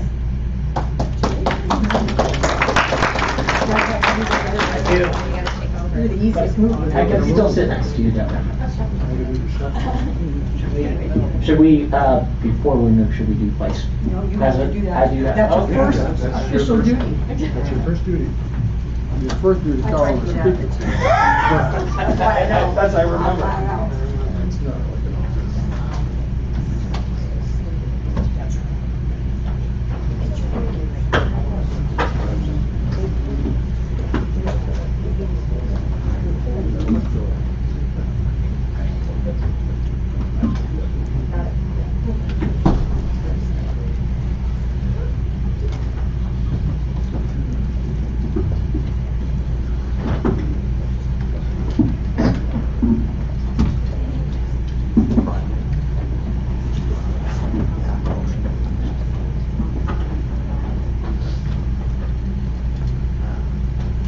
So after 7 years, finally broke the glass ceiling. Thank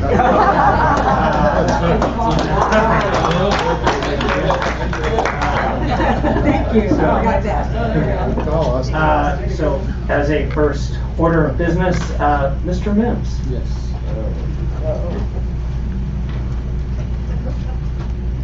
To the board, superintendent, members of the community, Willie Mims, I didn't check what I was before, Education Chair of East County NACP, and also member of Pittsburgh Black Club Association. I came tonight, one of the reasons I came tonight is I've been gone for so long, I'm ready to return to this educational battlefield here. Not just here, everywhere I go. But for the last 3 or 4 years, I have not been here at the turn when they changed, with the changeover. So I made it every effort to be here tonight because I wanted to see who you guys were going to appoint. And so it's glad to see, Mr. Lawrence, that you finally made it after 7 years because I've always had a complaint about when folks are elected to office that should be in a rotation basis. And if you don't have that as policy, I think you should develop policy so you have a sense of fairness across the board so that everybody will have an opportunity to serve. And so I know that Ms. Mayo has been here for quite some time, and she's not served as the president at all. And so I'm somewhat, I'm looking forward to see her one day serve as the president, so we can engage each other from a different perspective. But I hope to see that one day because I like, I'm just concerned about, everybody getting an opportunity to serve in that position. So I hope that next year to see Mr. Miles in that position. Thank you. But anyway, Mr. Lawrence, I wish you the best of luck. I know that you came at a time when this district was in turmoil, and you seem to have been the outcast at one time. Now you're on the end, so I hope that I didn't know that. I was kind of oblivious. I know. Also, I wanted to say, and I don't want the ladies on the board to be offensive. I said this before. Mount Diablo School Board has 4 women and 1 man. Pittsburgh School Board has 4 men and 1 woman. So, you know. They'll catch up someday. Mr. Lawrence, I wish you the best of luck, and I hope that you have a smooth transition and smooth board with a positive working relationship. So, thank you. Thank you, Mr. Mims. And before we move to item 14.3, I just want to also express my gratitude and admiration for Mrs. Durkee and the job she did as board president. First of all, I think she did a fantastic job in the public-facing part of it, and just being a strong and calm and consistent presence throughout the year. But also, I just want to, I know the public doesn't always see it, but we on the board and staff have certainly seen all the time and effort she has put in, and her dedication prior to being elected to the board, but certainly her time on the board as board president. So thank you. And if I might add, because I thought we'd be doing our thanks now, that when Joanne was elected, I told her, I'll help you, I'll be there. She really didn't need my help at all. And she didn't realize what she was taking on when she took it on. It has been a very tumultuous year, and she's helped us transition very smoothly. Thank you, Joanne. But all that help you didn't give her, I will probably need. So. Okay. I'm sure she'll be there. So with that, we will move to item 14.3, in which we will entertain other nominations for board vice president.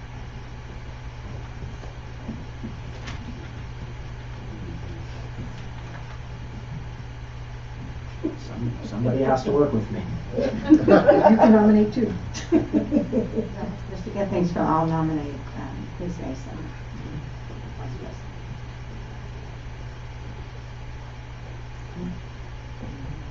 Second.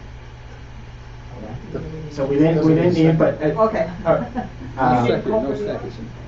I was gonna wait and see if there are any other nominations, but with that, we'll go ahead and we will take a vote, starting on the appointment of Deborah Mason as board vice president. So we will start with Mrs. Durkee.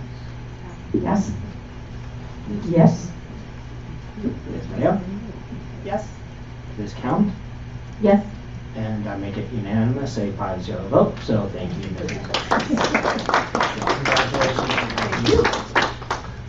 and then the fun part in which we get to appoint a secretary, a job for which he gets no say and is required to accept, which would be our appointment of Dr. Martinez as our board secretary. So if someone would like to make such a motion. I think we can just appoint, but I'll make a motion that he be our secretary. Second. All right, and we'll take a vote. Mrs. Turkey. Yes. Yes. Don't even let me get it out. Mrs. Mayo. Yes. Mrs. Count. Yes. And I also vote yes for a vote of 5-0.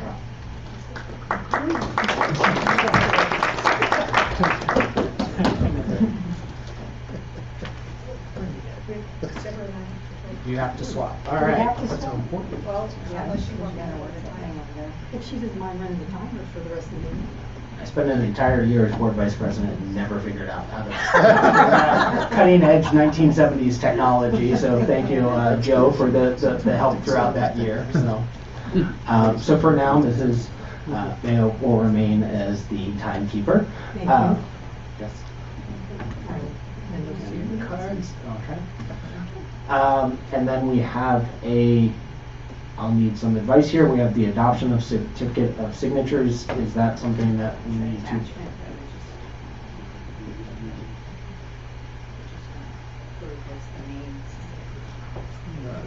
Well, we have to sign it as well. Yes. Right. So we just need a motion to approve to adopt the certificate of signatures for December 2019 to December 2020, correct? Right, you need to appoint, you're approving the form, and you'll take the signatures. We'll make one note. You currently now have a chief business officer, so it's not vacant. Yay. Luisa Gonzalez, so we would put that in there. I'd suggest that amendment. Okay, so a motion to approve the certificate of signatures to include a chief financial officer for December 2019 to December 2020, correct? Yes. Okay, Second. I will call for the vote, starting with Ms. Durkee. Yes. Ms. Mason? Yes? Ms. Mayo? Yes. And Ms. Count? Yes. I also vote yes for a vote of 5-0. All right. Moving along to 14.6, the establishment of meeting dates, times, and location for our board meetings in the 2020 calendar year.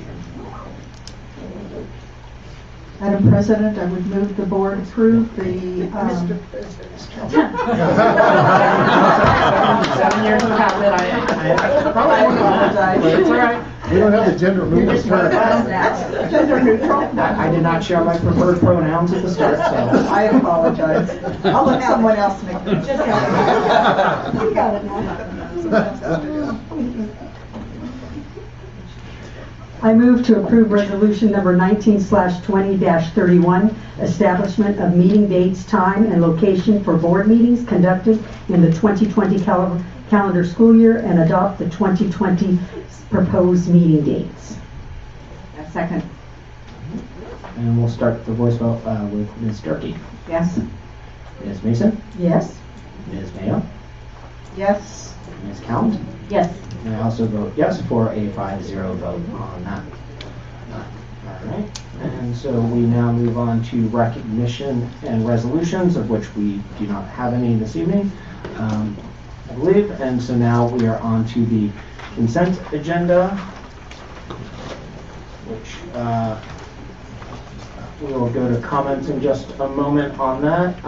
Items listed under the consent agenda are considered routine and will be approved by a single motion. There will be no separate discussion of these items. However, any item may be removed from the consent agenda upon the request of any member of the board and acted upon separately. And so prior to removal of entertaining removal of items, we'll go ahead and we have comments from Linda Ortega. If you would like to come forward, please.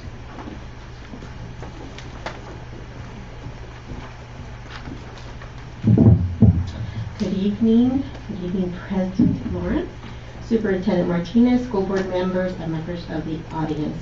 My name is Linda Ortega. I am the Vice President of Medea. First of all, I want to thank the school board for stressing to your bargaining team to come to our last mediation session and ready to bargain. As you heard, our session lasted 23 hours, and I so appreciate your team being there and ready to bargain with us. We are coming up to a next session this Wednesday, and my hope is that, as Mrs. Mayo had mentioned, we can end the school year on a happy note. So, but why I'm here is because I want to speak to item 16.7. And Ms. Cowan had mentioned the budget quite a bit and how expensive things are. So I'm asking you, why are you looking at hiring a person at the cost of $25,000 to perform 4 days of training? I mean, $25,000 may not be a lot of money to some people, but to our teachers it is a lot of money. We have class sizes that are way over. There was a parent who spoke earlier about a class size of, I think her son was in one of 37. I know for a fact, and you do know as well, schools at our Riverview Middle School is over at 42. So I want to address that as well. So $25,000 can go a long way to helping reduce some class sizes and giving some of our teachers some relief. So I just want you, before you look at this item, to reconsider spending $25,000 for 4 days of training. Do we need that right now? Is that something that is a priority to you? Because I know I have lots of teachers with class size overages that might not agree. Thank you. Thank you. And so prior to taking a motion on the consent agenda, are there any items that members of the board would like to pull for separate consideration? I would like to pull 16.29, please. I would like to pull 16.7.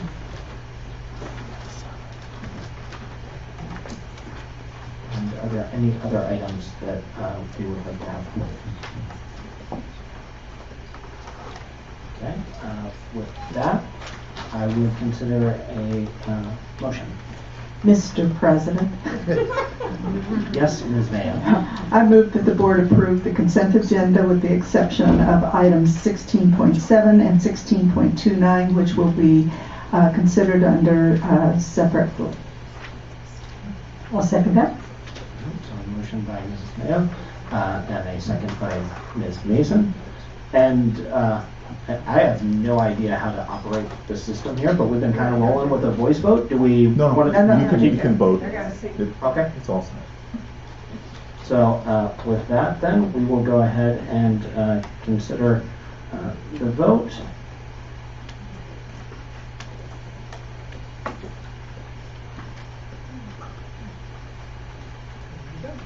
All right, and that motion passes 5-0. And we will now move to consideration of what were previously item 16.7 and 16.29. So the first one is now listed as 18.1. I just pulled that to get more information, given the question that was just asked. Okay, so what we have is Dr. Medina is a well-known individual who specializes in dual immersion and bilingual education. And so the work that I understand he's been doing with us over the last few years has been important in our advancement of our services for our teachers. This is professional development that is provided to teachers in a process of having them attend and work with him, with our administrators as well. So there are 4 days of dual language service during the 1920 school year. Professional learning, technical assistance, job-embedded coaching. And again, if we would like more information, but in the contract Exhibit A, it speaks to, again, the work that he's doing, facilitating the process of working with our commitment as a district to dual immersion and bilingual education. We often know that sometimes people grow weary in the process of working with students.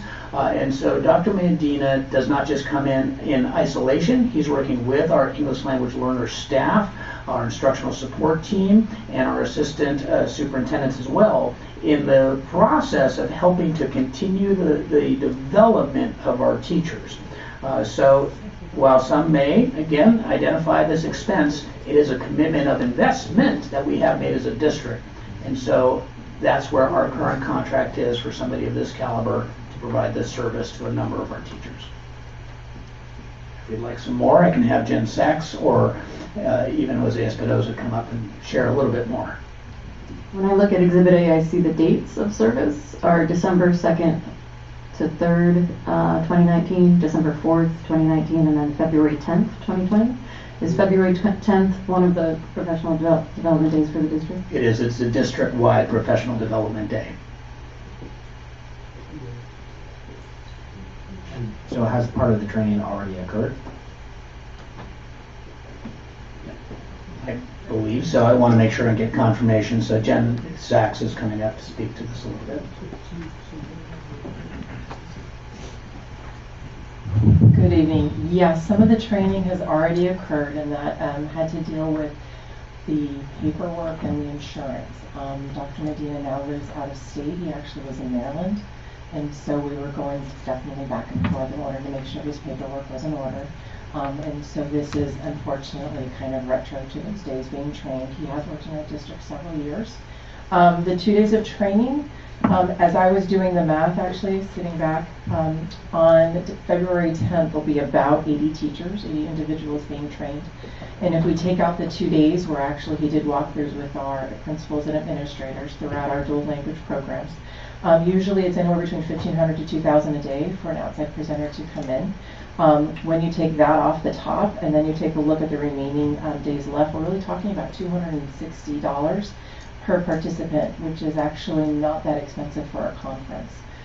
Thinking really with the previous speakers' comment with regards to this funding being utilized for other purposes. This is Title III funding, which is restricted federal funds. But also this is actually a need that our dual language teachers have asked for. They have asked for additional training. Our principals have asked for support through their walkthroughs so they know what high quality dual language instruction looks like. So this is an individual, to Dr. Martinez's point, who has been very much vetted. He's had relationships with our district for several years, and he is somebody that we're definitely hoping to continue to have work with us. Do you have an estimate about how many teachers or staff will participate in the February training? Here it's estimate up to 80 participants. And then if we're taking a look at the December 4th, there was close to 40. So we are trying to make sure that we've opened up the door so we train as many as possible. Is there a point where we reach self-sufficiency so that in future years we do not need to contract with an outside vendor to provide this, or is this something that will remain an ongoing need? What I would say to that is that as we examine our dual immersion programs and we confirm that we have the right program in place to meet the needs of our students, there could be additional transitions that we'll need, and maybe it isn't Dr. Medina. But right now, given that we're in the middle of a school year, we've had a program that's building, again, it seemed to be the right thing to do for this year to continue this work with him. I think it'll be, again, as we've talked about, do we expand these programs? Do we enhance these programs? Do we have the right programs? Making those decisions first, and then getting into the different varying instructional practices that we may or may not need to develop. Do we have that skill? We have some great people who know about programs. Do we always have the most advantageous new research in our hands? Not necessarily. So it's a matter of, again, where we want to take these programs and getting that skill to make sure and implement with our teachers. Any other questions, comments from the board? All right. With that, we will call for the vote. Sorry. Which would need a motion first. So is there a motion? Make a motion to approve the contract between the Mount Diablo Unified School District and Dr. Jose Medina for professional development and coaching. Second. Motion by Ms. Mason and a second by Ms. Mayo.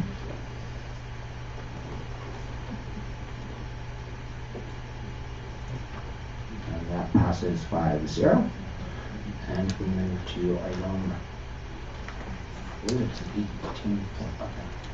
Not showing up quite that way on my computer yet, but 18.2. Mr. President, I would move that the board adopt the budget development calendar. Second.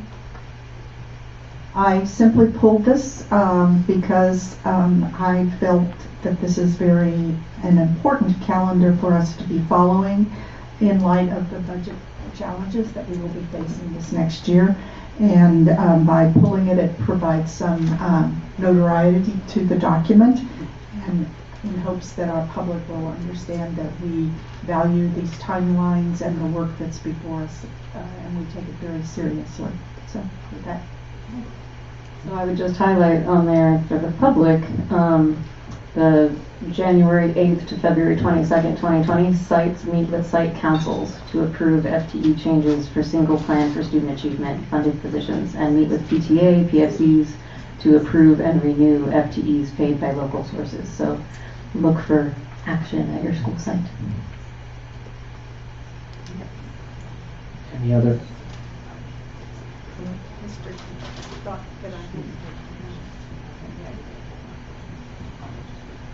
Okay. With that, I'll call for the vote. And that passes 5-0. And with that, we move to item 20.1, review of the single plan for student achievement. We have 14. Yeah. Still. Number 17. I said I was just over 17. Yep, sorry, we skipped over 17, which is the report on follow-up, so a report on Mount Diablo Unified School District's process to determine class size and balancing of enrollment across the district, and we have a presentation on that, which I will turn it over to the superintendent to introduce. Yes, thank you. Again, in the last couple of meetings, we have had some information about enrollment and discussed enrollment. Enrollment is very important to the district in being able to understand where our students are, where are they coming to, how they impact our school sites.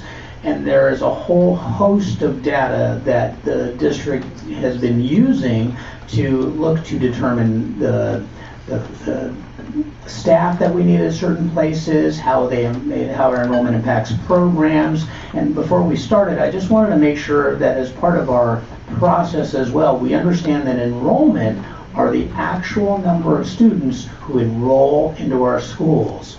The ADA, the average daily attendance, is the number of students who actually show up on any given day.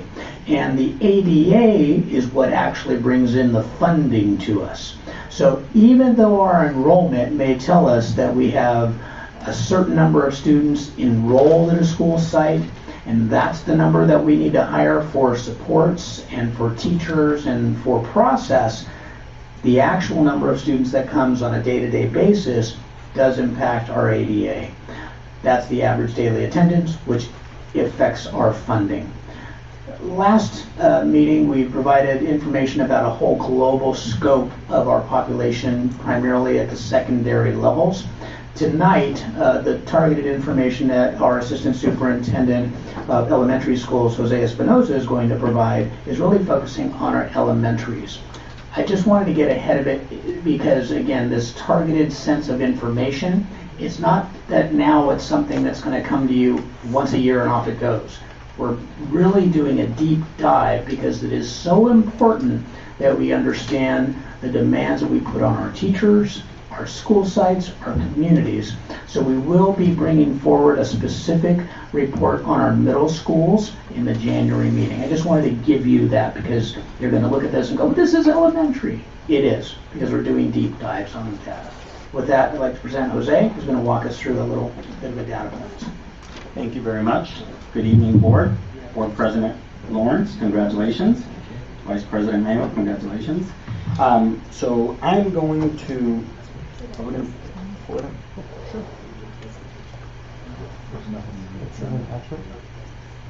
It is attached.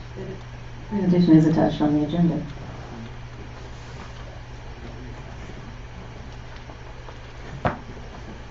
Okay, well,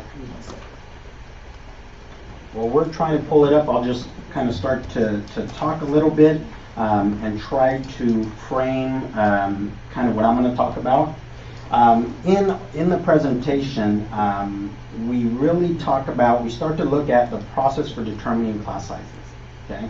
And so in thinking about exactly how to communicate that, because it is a complicated process with different departments involved, I think in the presentation that's going to come up in just a minute here, we start by saying that that our process begins with February budget development meetings that are held. But I want to kind of back that up a little bit and say that the process for determining class size really starts with our maximum class sizes that we determine with our teachers union UVM. That's something that we work together to determine, and that's kind of the base where we start. So for example, one more.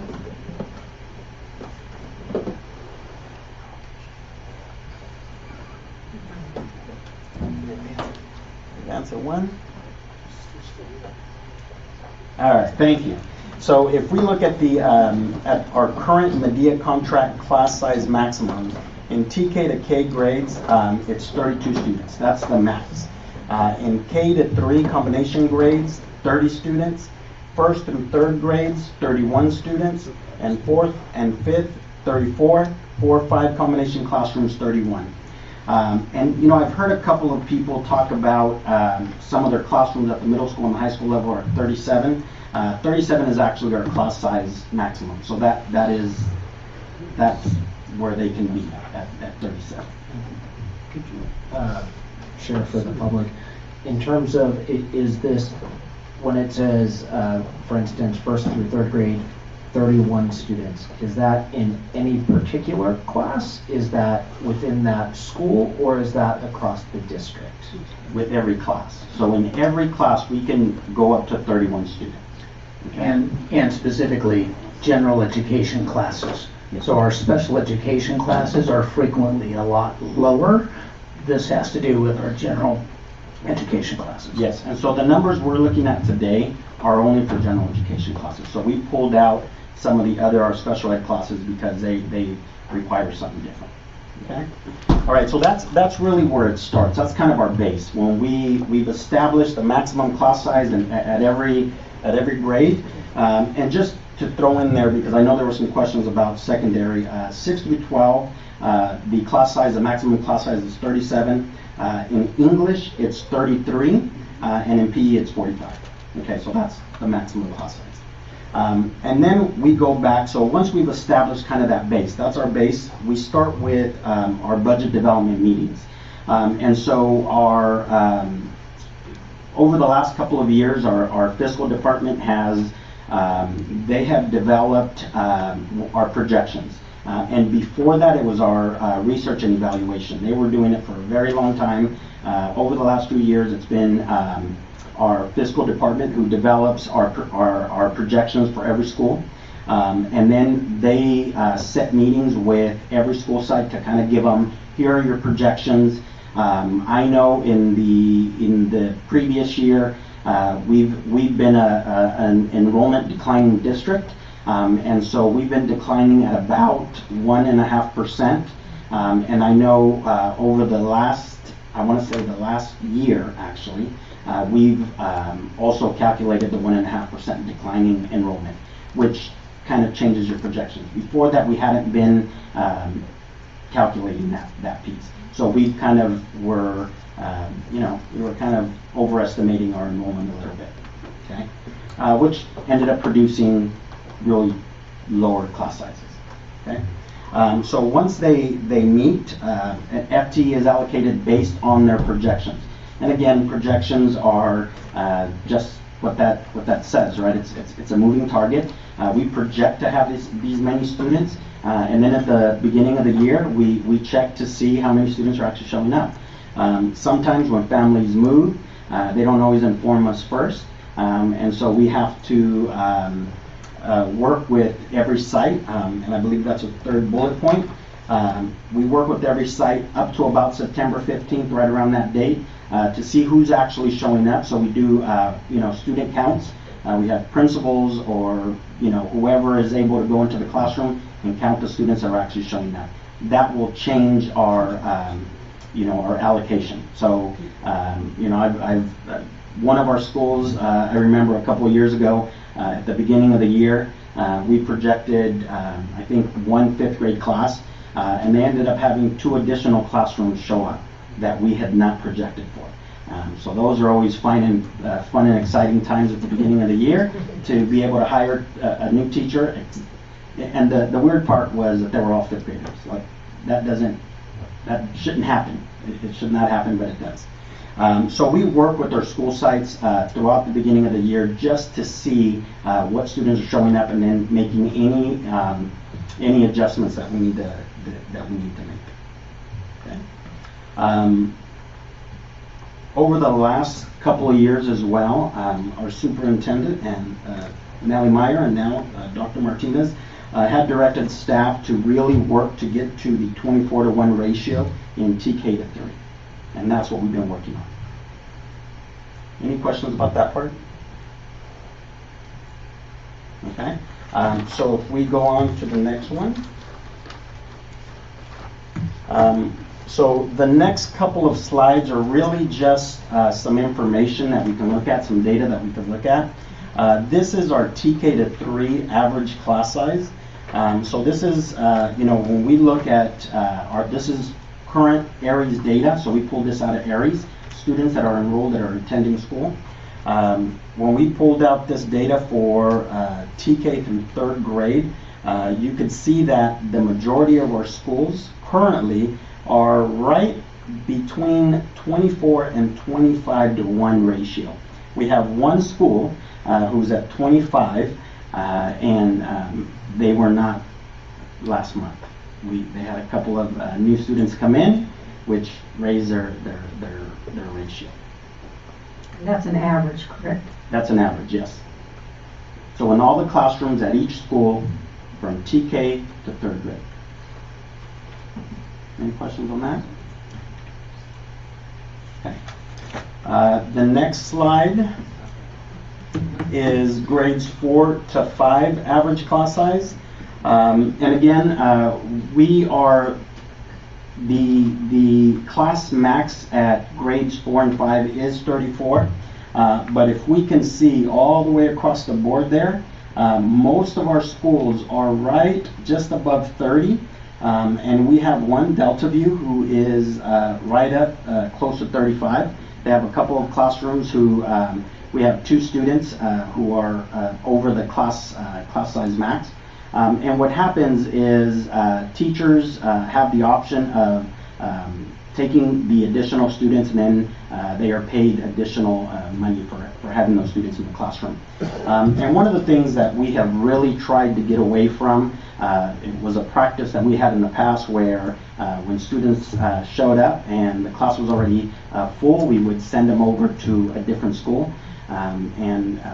You know, all the communication that we received as staff was that we wanted to kind of get away from that practice, which is great because then students can stay at their home schools. And so we've been doing a really good job at being able to stay away from that. And when our teachers are willing to take 1 or 2 students above their class max, that really helps with that goal. Just as a point, Jose, when we do have to move a child off of a campus, we are responsible for their transportation. This district has primarily special education transportation, which does not fall into unique patterns oftentimes. So it would be potentially creating an additional bus route for a particular child. We have had circumstances where if we happen to have, unique to this area, 2 schools very close together, and if a parent has the opportunity and was willing to try the other school and there's space there, we try and work with them as well.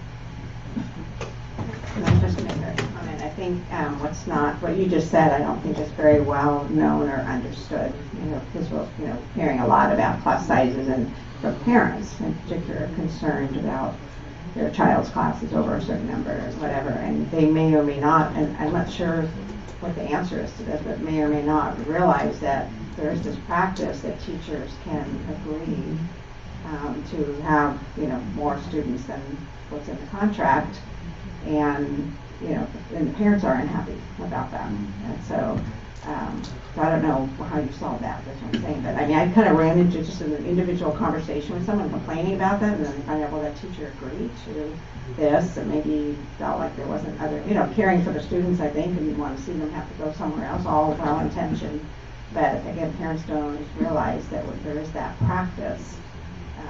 We just need to ideally have more money and have more classrooms all the way around, but that would be they great. don't understand that. And we do understand that there are some teachers who feel that that is my contract class size, and I'd rather not have those students, more students, even though we would pay them, but we understand that. So it is a kind of a process of working for what's in the best interest of the student within our contractual parameters and working with the parent. Sometimes it works, sometimes it doesn't. So we really have to have that nuance to figure out how do we meet everybody's needs. So I do have a question. For if there's a combination class for 4th, 5th grade, but the class isn't up to 31 students, how is it proportionally determined that teacher will have a lower class size? Am I making sense? Yes. So the class size max is a negotiated item. So Right. that would be a negotiated item. Okay. But if the enrollment is less than 31, say they have 28 students, then they're not compensated by 1 or 2 students fewer. No. Okay. Okay, let me make sure I'm understanding your question. Yeah, Take money away. No, we don't take money away. Okay, that's good. The combination class hasn't reached 31. Uh-huh. So, but it's still a combination class. Does the teacher get any other, it's not credit, but any other compensation in another form of lower class size for that? No, so there isn't, if the class size hasn't reached 31, you just have a combination class of That's smaller. 25, that's smaller, yeah. And generally, whenever you have a combination class, there is an attempt to have lower numbers in that class compared to the other classrooms at your site. Right. So we may have a class where, where 4th and 5th are right around 31, 32. So an effort would be made to have that combination class underneath those numbers. Thank you. Just because we're now talking about combination classes, oftentimes when we think about, well, wouldn't it be nice if we all had the smaller classes?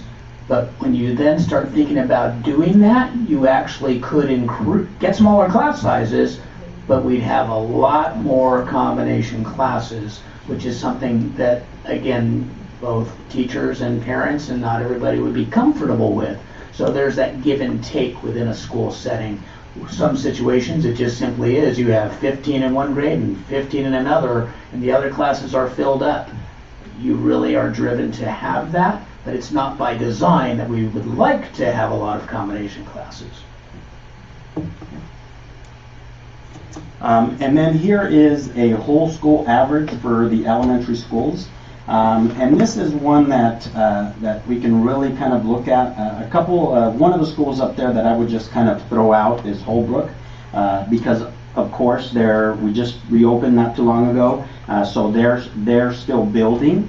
So their average is way down, but the rest of them, as you can see, they're all right underneath 27, and that is the school-wide average for TK through 6th grade, 5th grade, not counting special ed students. And just to clarify, this is based under classroom teachers, not other certificated personnel that would be on campus potentially as intervention teachers or counselors, what have you. This is simply teachers. Simply classrooms.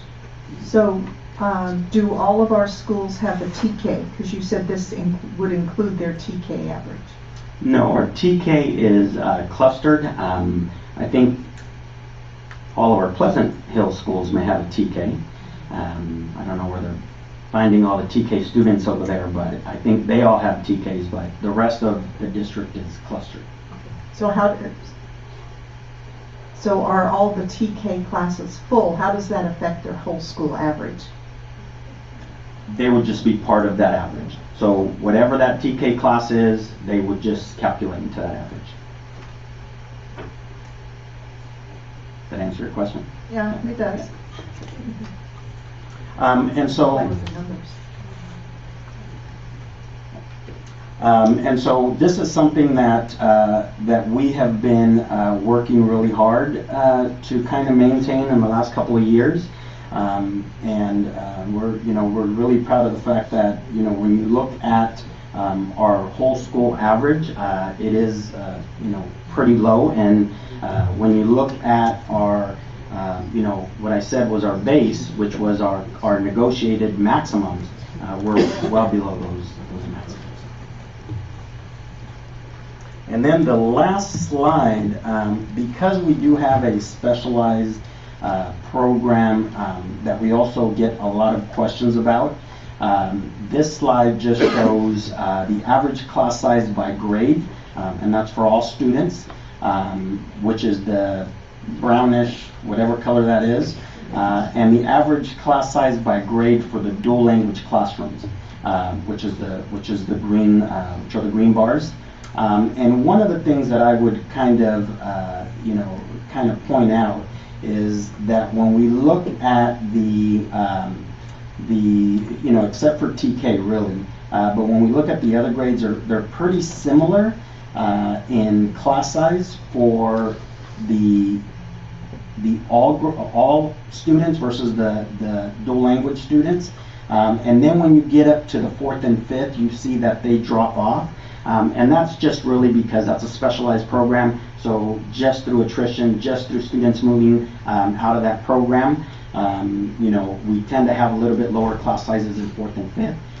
Because to be able to enter that program at 4th and 5th, you have to already come from a similar program. So you have to have the bilingual skills to be able to kind of have that instruction at 4th and 5th. So those will tend to be a little bit lower, and that's common. So for dual language, is that including the full dual language programs at Holbrook and Bancroft only, or is it also including the bilingual programs like at Bel Air or Cambridge? All programs. Yeah. Okay, So all the dual language. Okay. Dual language is the big umbrella, and two-way dual immersion is what I was thinking. Okay. is Right. Bancroft, Holbrook, and then the bilingual schools are the rest of them. Okay. So dual language is all of them. Okay. So then to Ms. Mayo's point, if you have TK at your school that happens to be a lower class size, then for your overall school to reach 24:1, you might have, say, some 4th and 5th grades that are large and still meet the 24:1. So 24:1 is really TK to 3rd grade, so not really 4th okay. and 5th. Okay. Yeah. So a 3rd grade Yes. could be larger potentially if you have a TK versus a school that didn't have a TK, if the TKs are the lower sizes. Yes, it could. Although I've heard of larger TKs, so.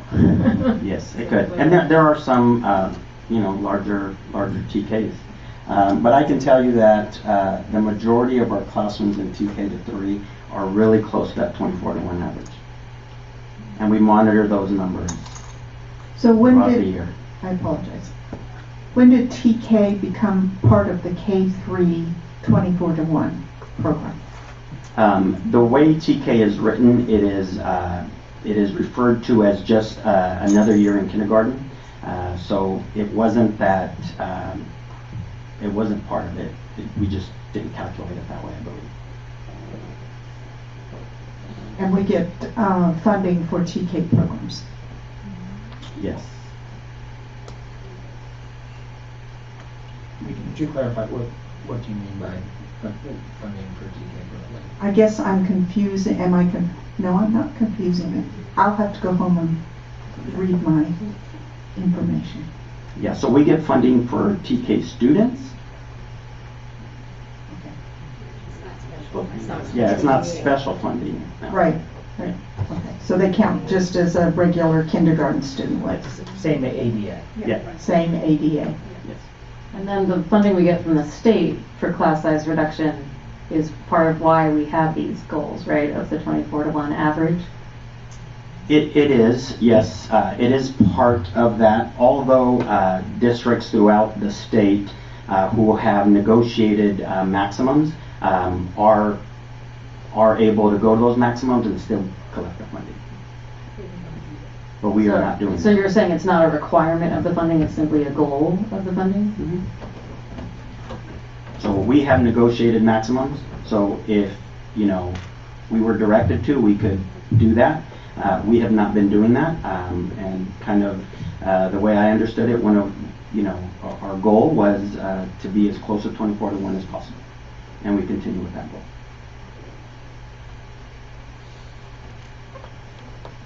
So again, as I mentioned, this was kind of a deep dive on the elementary side. We'll be working to identify some of the structural intricacies of our middle schools.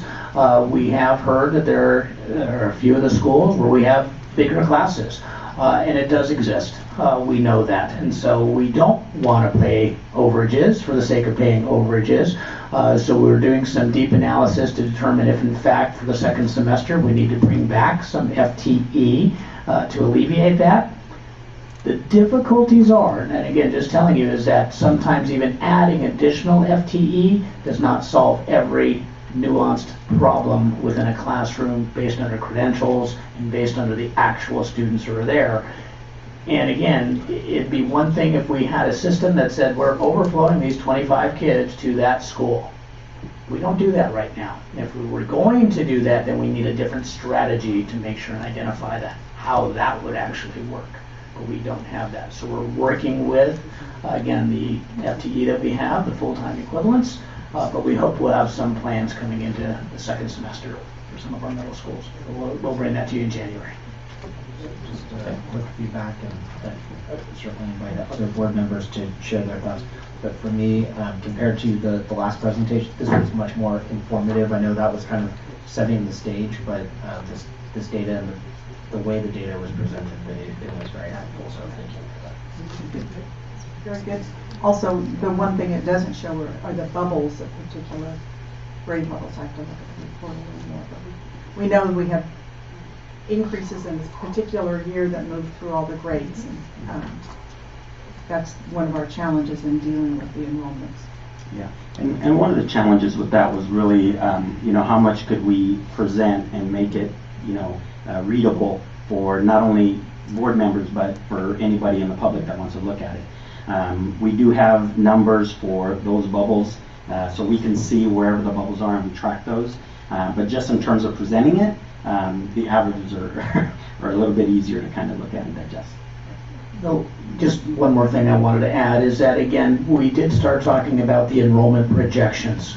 It is not lost upon us about the importance of being accurate as we're preparing for next school year.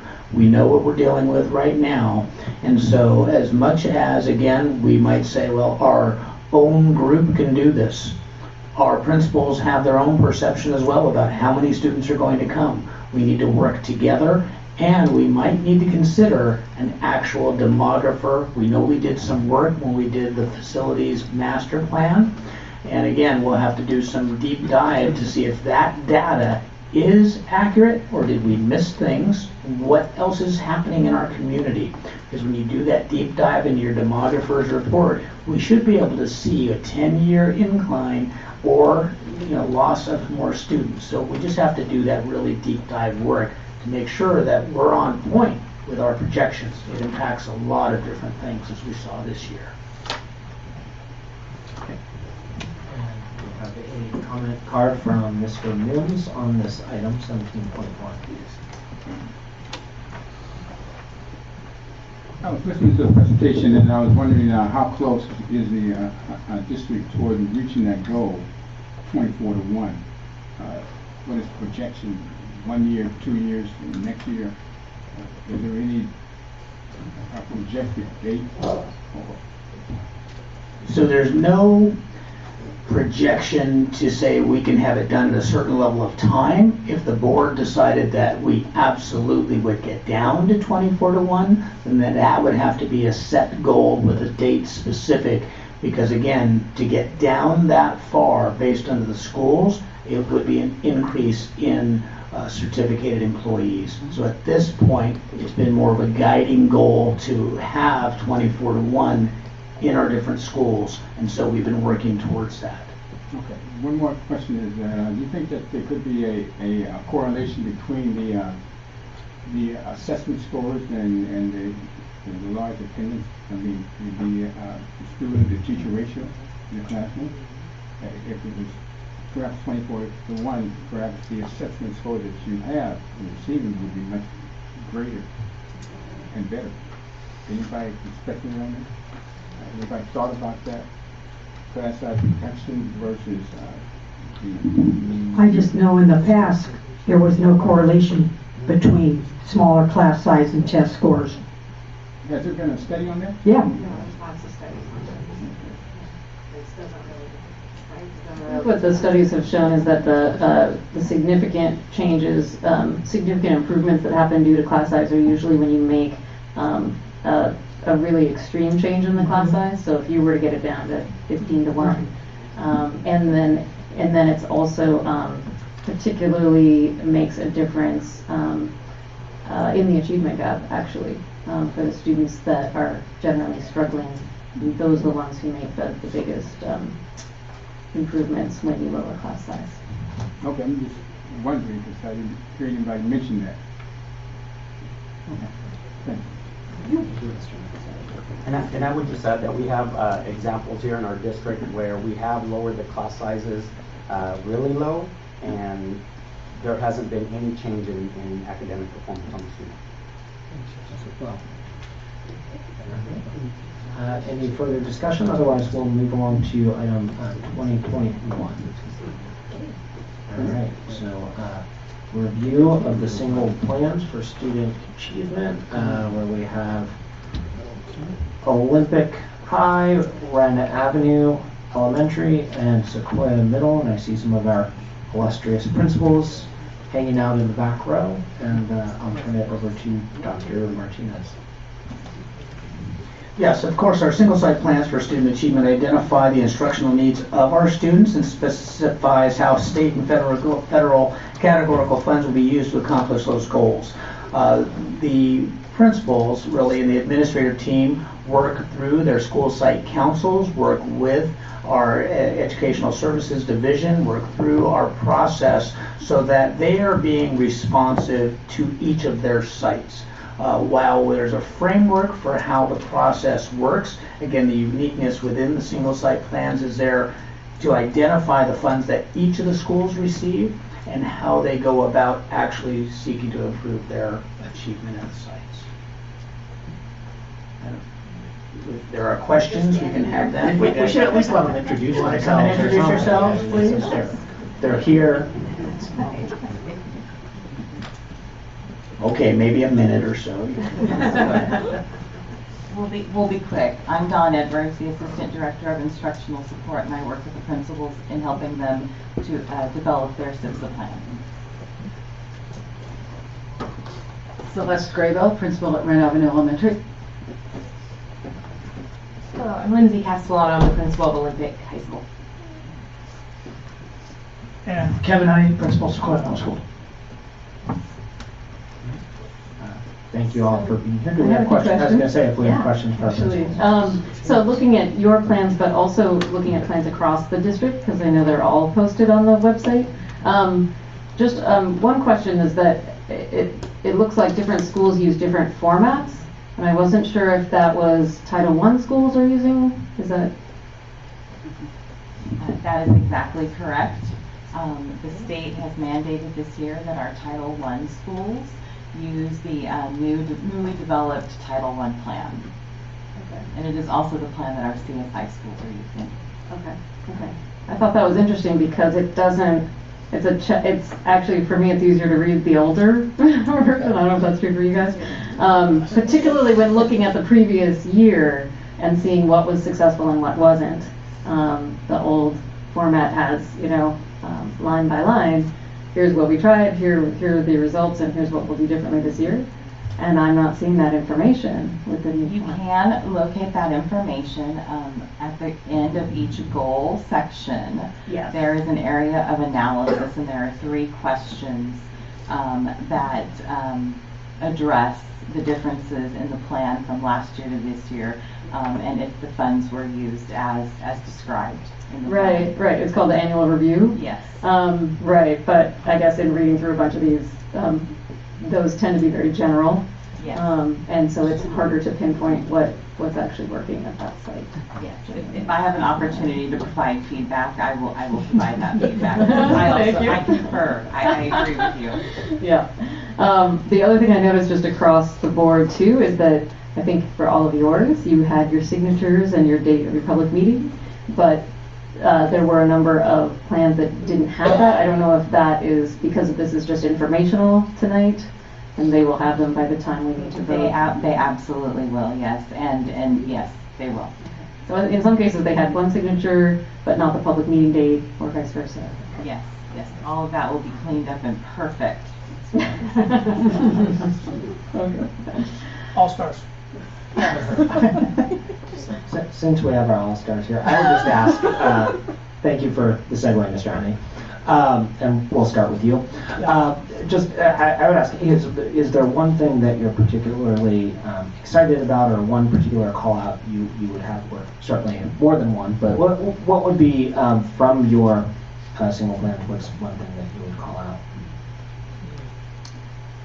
Well, generally our 3 goals match the LCAP goals for the district. We have one on curriculum and instruction, one on community involvement, and one on professional development for teachers. 3 or 4 years ago, we saw with my community a heavy Spanish-speaking population, and we added a community liaison.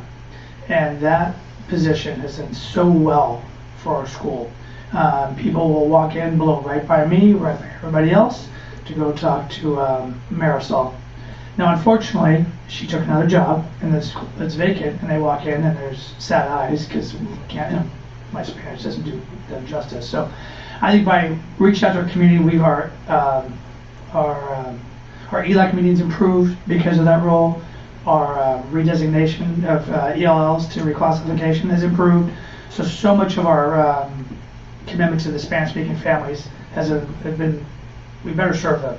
And I think that's the biggest thing that I continue to look forward to spending that money. And it's not a lot of money, but it's a critical money to help move our needle forward on community, bringing those families into our school, where I think before they kind of felt left out, and now they're not. So I want to continue to move that forward. And we have a Rec 1 and 2 higher than the projection, hopefully starting January 7th.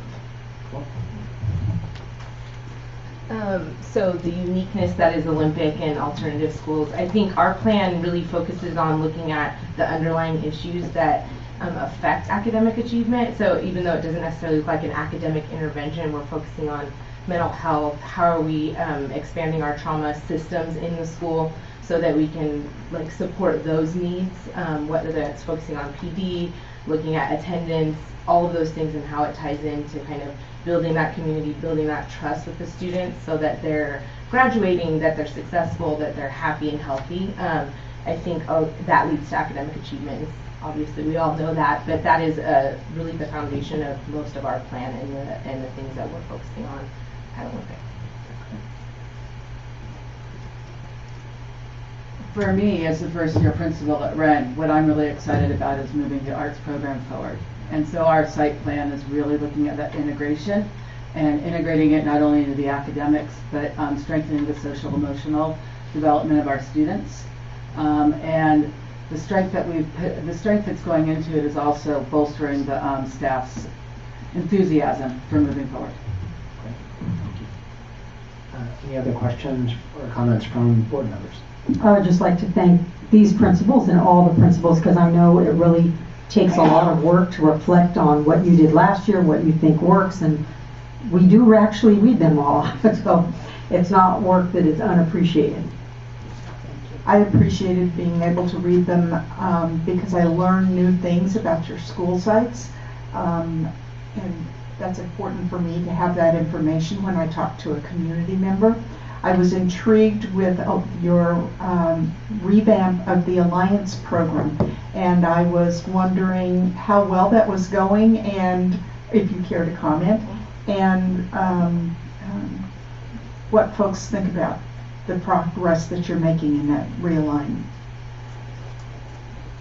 So we've done a lot of work on focusing on our Alliance program. I've been there, this is my 5th year.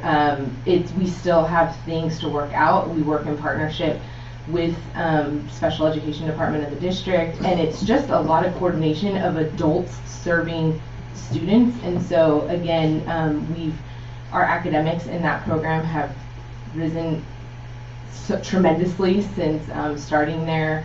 The integration of embedded mental health supports in the classroom, providing mindfulness space, providing alternative seating in different ways for kids to learn, really advocating for them at the district level and for the things that we need to purchase. It seems odd sometimes maybe, but we have strong advocates in that program. My behavioral health specialists are amazing, and they're a wealth of knowledge. They're all licensed therapists. So, and we've integrated them into they were somewhat as a separate school before, seemingly, and they're Olympic. They're a program at Olympic, but they are definitely our program, our students, our community. So it still has a lot of work, but it's going to pay off. It will, yeah. I noticed your inequity list, so I bookmarked that, and I was intrigued by the comments of the different dashboard for the continuation school. It's the DA, DSS, which is Dashboard for Alternative School Status. So hopefully that will provide somewhat relief, maybe not relief, but assistance as you're going through the dashboard process, because the program is so different from the other schools' programs. Yes, and we're committed to learning more about it. I just went to an alternative policy forum in November to learn even more directly from the CDE on the dashboard and how we can improve systems that we're doing for better outcomes. So I'm super excited about that too. I've been very intrigued with the progress that Olympic has made since I first came on the board. It's been amazing, and especially within the last 5 years. So thank you for your work at Olympic High School. Thank you. And I know that at Wren Avenue, you inherited last year's goals and objectives, and it was great to read your report.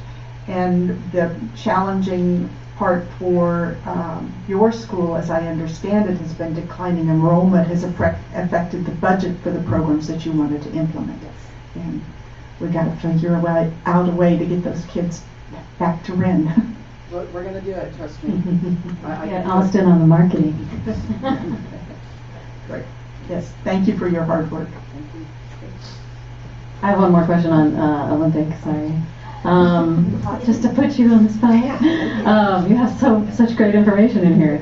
I was reading the part about math, because I love to read those parts, and how you're using a bunch of different interventions, Khan Academy, Desmos, GeoGebra, the Big Ideas Math, and the Hot Math. But I also noticed your section talking about how iReady is used twice yearly, but comes with a wide range of challenges, and there was a whole list of the challenges that you face there. So that's a program that I'm interested in finding out about as well, because I have heard questions about the accuracy of the scores, and I see in here that you comment on the concern about the accuracy of the scores, as well as the difficulty in actually implementing the test with your students. So for the iReady, it's more just logistically because we get new students every term. So every 4 to 5 weeks, we're getting around 45 new students. So it's just the timing of when they're coming and when we're implementing the test, and to really have like that baseline and that growth measure when we have a student for only 20 days versus a student who's been with us for 2 years. That's really just the logistical piece that's hard for our school.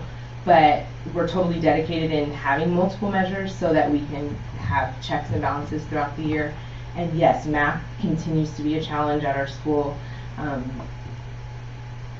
think at every school, but we're committed to providing really strong math instruction and just trying to get kids engaged with math. Thank you. Yeah, I think it's really a matter of figuring out what's working and what's not working, and focusing in. So thank you. Any other questions? Thank you very much for your time, and have a great evening. Mr. Chair, I make a motion to approve the 2019 budget information. Yep. Well, I appreciate, because I'm very mindful of the fact that I don't want my first meeting to require, as board president, to require a meeting extension. So thank you, Vice President Mason, for keeping us moving along. So we'll move to item 20.2, which is review and potential approval of contracts for maintenance of the district's phone systems. Do we have any presentations or just questions for Mr. Estrada, if there are any? Yes, just questions if there are some. I would just comment to Mr. Estrada that when I first saw the item, my guess was that there would be a larger amount for a system of our size, and so I was actually pleasantly surprised at the cost. All right, with that, I will entertain a motion. Mr. President, I move the approval of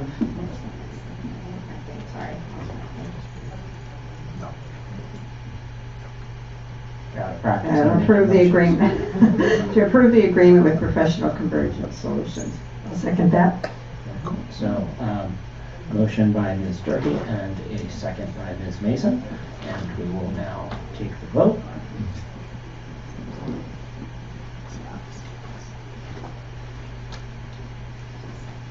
And the motion passes 5-0, and we will move along to item 20.3, review and potential approval of resolution regarding accounting of capital facilities fund. Yeah, so just briefly, this is the annual report for those fees. So again, the report is here for your review. If there are particular questions, we do have Mika Arbelite who can come up and speak to it, but otherwise, the data is before you. Any questions or comments from the board? Just a brief question on how much conversation is going on between Mount Diablo and City of Pittsburgh as CINO continues to build lots of homes that are going to be in our district. Well, I think we'll have to get you some data on that and bring it back. Okay. I'm just saying we need to be talking to him. He should be building us a school up there.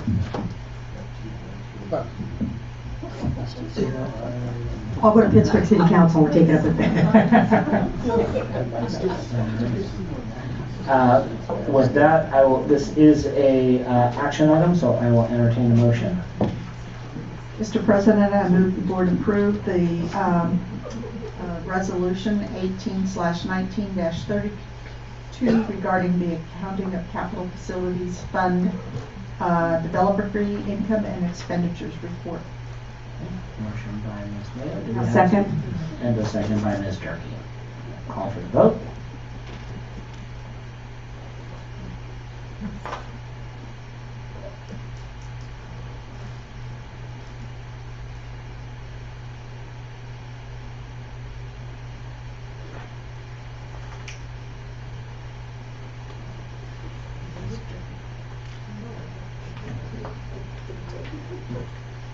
And that item passes 5-0. And we will move on to item 20.4, which is review and potential approval of MDUSD Business Education Alliance, which was previously near and dear to some, but even more near and dear to some board members, previously known as Career Pathway Advisory Committee. And just a note, we do have one misspelling, I guess. The information that was provided to us for Rachel, I believe it's Shoemaker. Shoemake instead of Shoemage. So we would ask that you adjust that. We didn't print copies for everybody, but we can make that adjustment before this goes out publicly. I have a question. Mr. Ferrante doesn't want to be identified with the business. It's just your name. Oh, no, I'm with the business. Yeah, so that was missing on the version. Okay. Well, we received this, so you can make that adjustment.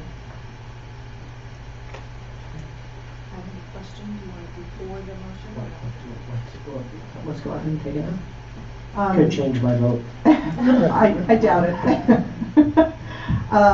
I noticed that one of the district employees is associated with a business that's listed as a member of the committees. Is that a conflict of interest, or is how does this work? Is the business just advising the district and therefore there's no conflict of interest? I believe, and Larry, you can chime in, Cesar, but again, believe there's no conflict of interest in serving on a committee such as this, as the individuals would not receive any remuneration for their service to the committee. If there were some other situation where they were receiving remittance of dollars for their private business, that would be something that we might have to look into if, in fact, any decisions of the alliance led to that contract coming to fruition. As long as it's an advisory committee, it's not an issue. As long as it's disclosed, all the conflict. Well, I don't have access to their conflict, their Form 700. The individual is the chair, and the second individual is a member of the committee. Oh, and these individuals are, I don't quite understand the question. They may be related through their business. Their business has a contract with the school district? No, well, I don't know, or may. Yeah, or I don't know either, so I couldn't answer the question. But I obviously, sent the question earlier today. I know. I think the President of the United States has determined that's not a conflict. All right, well, that is not our benchmark. Completely different bill here. No, but well, we were going so well. Everything was just moving along. Just to answer the question, because again, I think I don't want to leave the question unresponded to, but the question has some specific information that we need to really kind of take a look at. As far as it relates to being approved as individuals on this roster, I think that's okay. If there's deeper concerns about individuals or private businesses, then we need to more fully understand. So just receiving the question today, we'll do some work on that. Thank you. And we have a comment card from my good friend, Willie Mims. Yes, to the board, under the conflict of interest law, the appearance of a conflict is a conflict. And so, that understood, then you have a conflict. Just the appearance, it doesn't have to be stated or a conflict, but the appearance of one is a conflict of interest. That's the law. So I hope you consider that maybe the person's name needs to be removed. I mean, because if there's an appearance of a conflict of interest, it is in fact a conflict under California law. Does this advisory committee have any votes or decisions as to projects that the district does? I'm looking out to our audience here, and Stephanie Roberts, our Director of Special Projects, will come forward and discuss a little bit. Okay. So this is just an advisory. It's just to discuss ways that we can collaborate with business and entities. There's no roles. It's not a board committee. It's just a group that meets together to gather feedback around how we can collaborate between K-12, post-secondary, and business education. And the goal is to keep growing it so that we continue to have more opportunities for cross-collaboration, internships, and collaboration to prepare our students for college and career. But no voting. It's usually just meets quarterly. And it's actually, she comes, it's really good. I'm into it, actually. I know really you enjoy the engineering group. Yeah. Although I don't remember meeting someone from the Customs and Border Protection Department of Homeland Security. I think what's listed were people that said they were willing to be on the committee. Not everyone comes to every single one. But they wanted to be listed as members of the advisory. So I wouldn't forget George if you met George. I think to your point that maybe this can be, some things can be looked into a little bit more, and also to Mr. Mann's point, because a question comes in my head because I just know too much, unfortunately, is this serving the requirement, does Perkins still have the requirement for Perkins, which then that group is supposed to be making decisions, giving input about, how Perkins funds are used, and I don't think that was always a hard, and they keep changing things, so I have no idea what it's like now. So I think that's something for, further investigate. I think to Ms. Mayo's point, where I think we're talking, she can correct me if I'm wrong, I think we're talking about a situation where we have a teacher who is a career tech ed teacher involved on a committee, serving a role in that, and then has members of family really that are part of a business, part of family business that are also serving the role. And I don't know personally if that's really a problem. But I think, the perception is definitely something. But I can tell you there's another one like that too. It just dawned on me. So it's just something for us to look at a little more carefully, I think. And if the advisory did have to make some voting rights or decisions, currently the way we've practiced it in the last 2 years is it's truly just been advisory. There's been never votes and nobody sits on a chair. If that changes, then I definitely think we probably need to look more. But currently the way it's been practicing is truly just a collaboration between K-12 and our partners, and it's been growing over the last couple of years, which has really benefited our students because now we have a lot more placements in workplace learning opportunities, and then our business entities are really helping our teachers really identify the work plan around what they need to be doing in our classrooms to better prepare our students. So that's been the work. If it changes or if there's been direction from the board and the superintendent, we definitely can come back and present something additional. So, since there's no voting by the board, is there any necessity in us voting on this tonight, or is there any time sensitivity? I believe we do need the board to approve the advisory for the Carl Perkins grant. And I believe that was on the consent agenda, but I think the Carl Perkins K-12 is coming later, not currently tonight. So we do need a board approval at some point in time. I don't believe the Carl Perkins is due in December. It could be in January, but I would be able to give that advice around, does it have to happen tonight or? I'm willing to support the motion because I've raised the question and someone will be looking into the matter. So that's fine. But I do want to say within the group that I've attended, there have been either consensus around the language that we're using to define a particular category in here, or a vote. So there are votes within the groups. I don't know, how the information is handled or what it's used for. Based on what I'm aware of, it's just feedback. Yeah.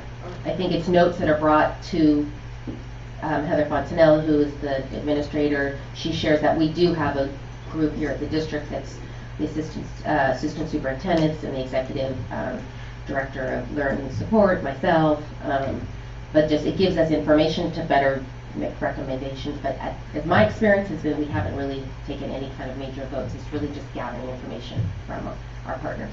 It sounds to me like if there were a situation where the group would be advising on anything where the district would be paying a company, that people would need to recuse themselves from that vote. Yeah, and we don't But it sounds like that is not the type of decision this group is making. Right. From what I observed, it was the opposite, actually. It was more like which companies can volunteer their services and offer internships, offering things to the district, not the other way around. And that group does not usually make recommendations for any contract. It usually would come through the administration. In my experience, that has not really even been a conversation. We usually just continue to partner with new people that want to come and partner with us. Okay. Any other questions? We don't have a motion. No, so I would move to approve the updated Mount Diablo Unified School District Business Education Alliance roster. Second. Motion by Ms. Mason and second by Ms. Durkee.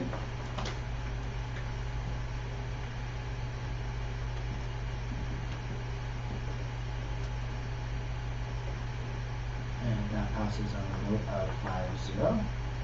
Now we move on to item 2025, review the classified job description for Human Resources Administrative Assistant. That is on for information. Is that Yes, both this item and the next item are really information items just brought forward, taking a look at two positions within the Human Resources Division, ensuring that we have information about the job descriptions and some title corrections, but these are just information at this time.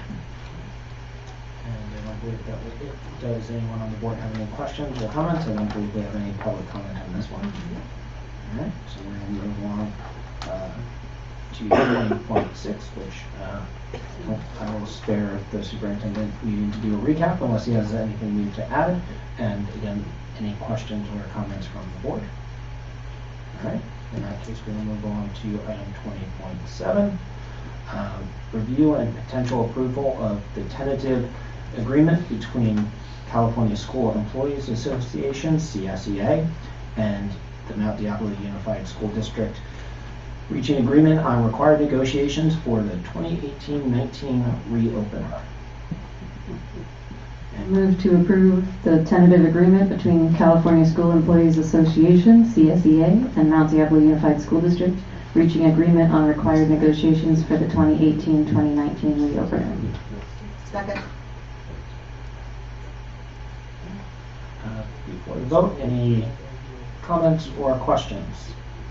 And we have no public comment cards, so then we will move to the vote. I would just highlight what I said earlier for the community to look at the attachment here that we have been asked by the county superintendent to find $5 million more to cut from our budget as a result of this agreement and upcoming agreement.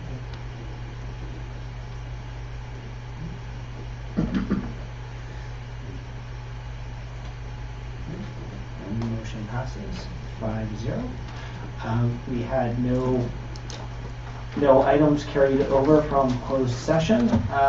I will. Have a document to sign tonight. Do we have any documents to sign tonight? Do I have any documents to sign? We have to sign the signature form. The current version has a watermark. I need to obtain the removed watermark version from Emily before we're able to have it signed. So we had a challenge at one point in time when board members signed documents outside of the board meeting. I remember that. Mr. Janke or? Oh, I remember it well. So how are we going to proceed here, because our next board meeting isn't until January 13th? It by some was considered a ministerial duty, but by others, they took issue with documents.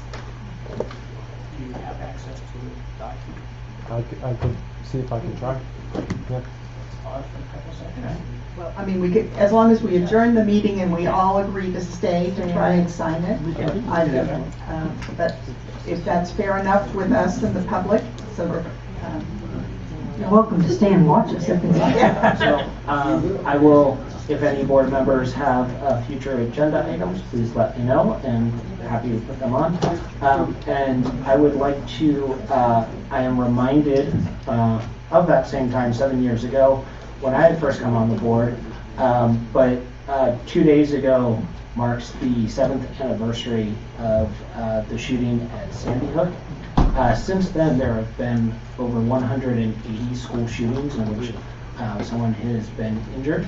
And so I would ask us just to take a moment as we prepare to adjourn to think about the lives that have been lost and the important work that we do to make our students as safe as possible. And with that, thank you and happy holidays. The meeting is adjourned.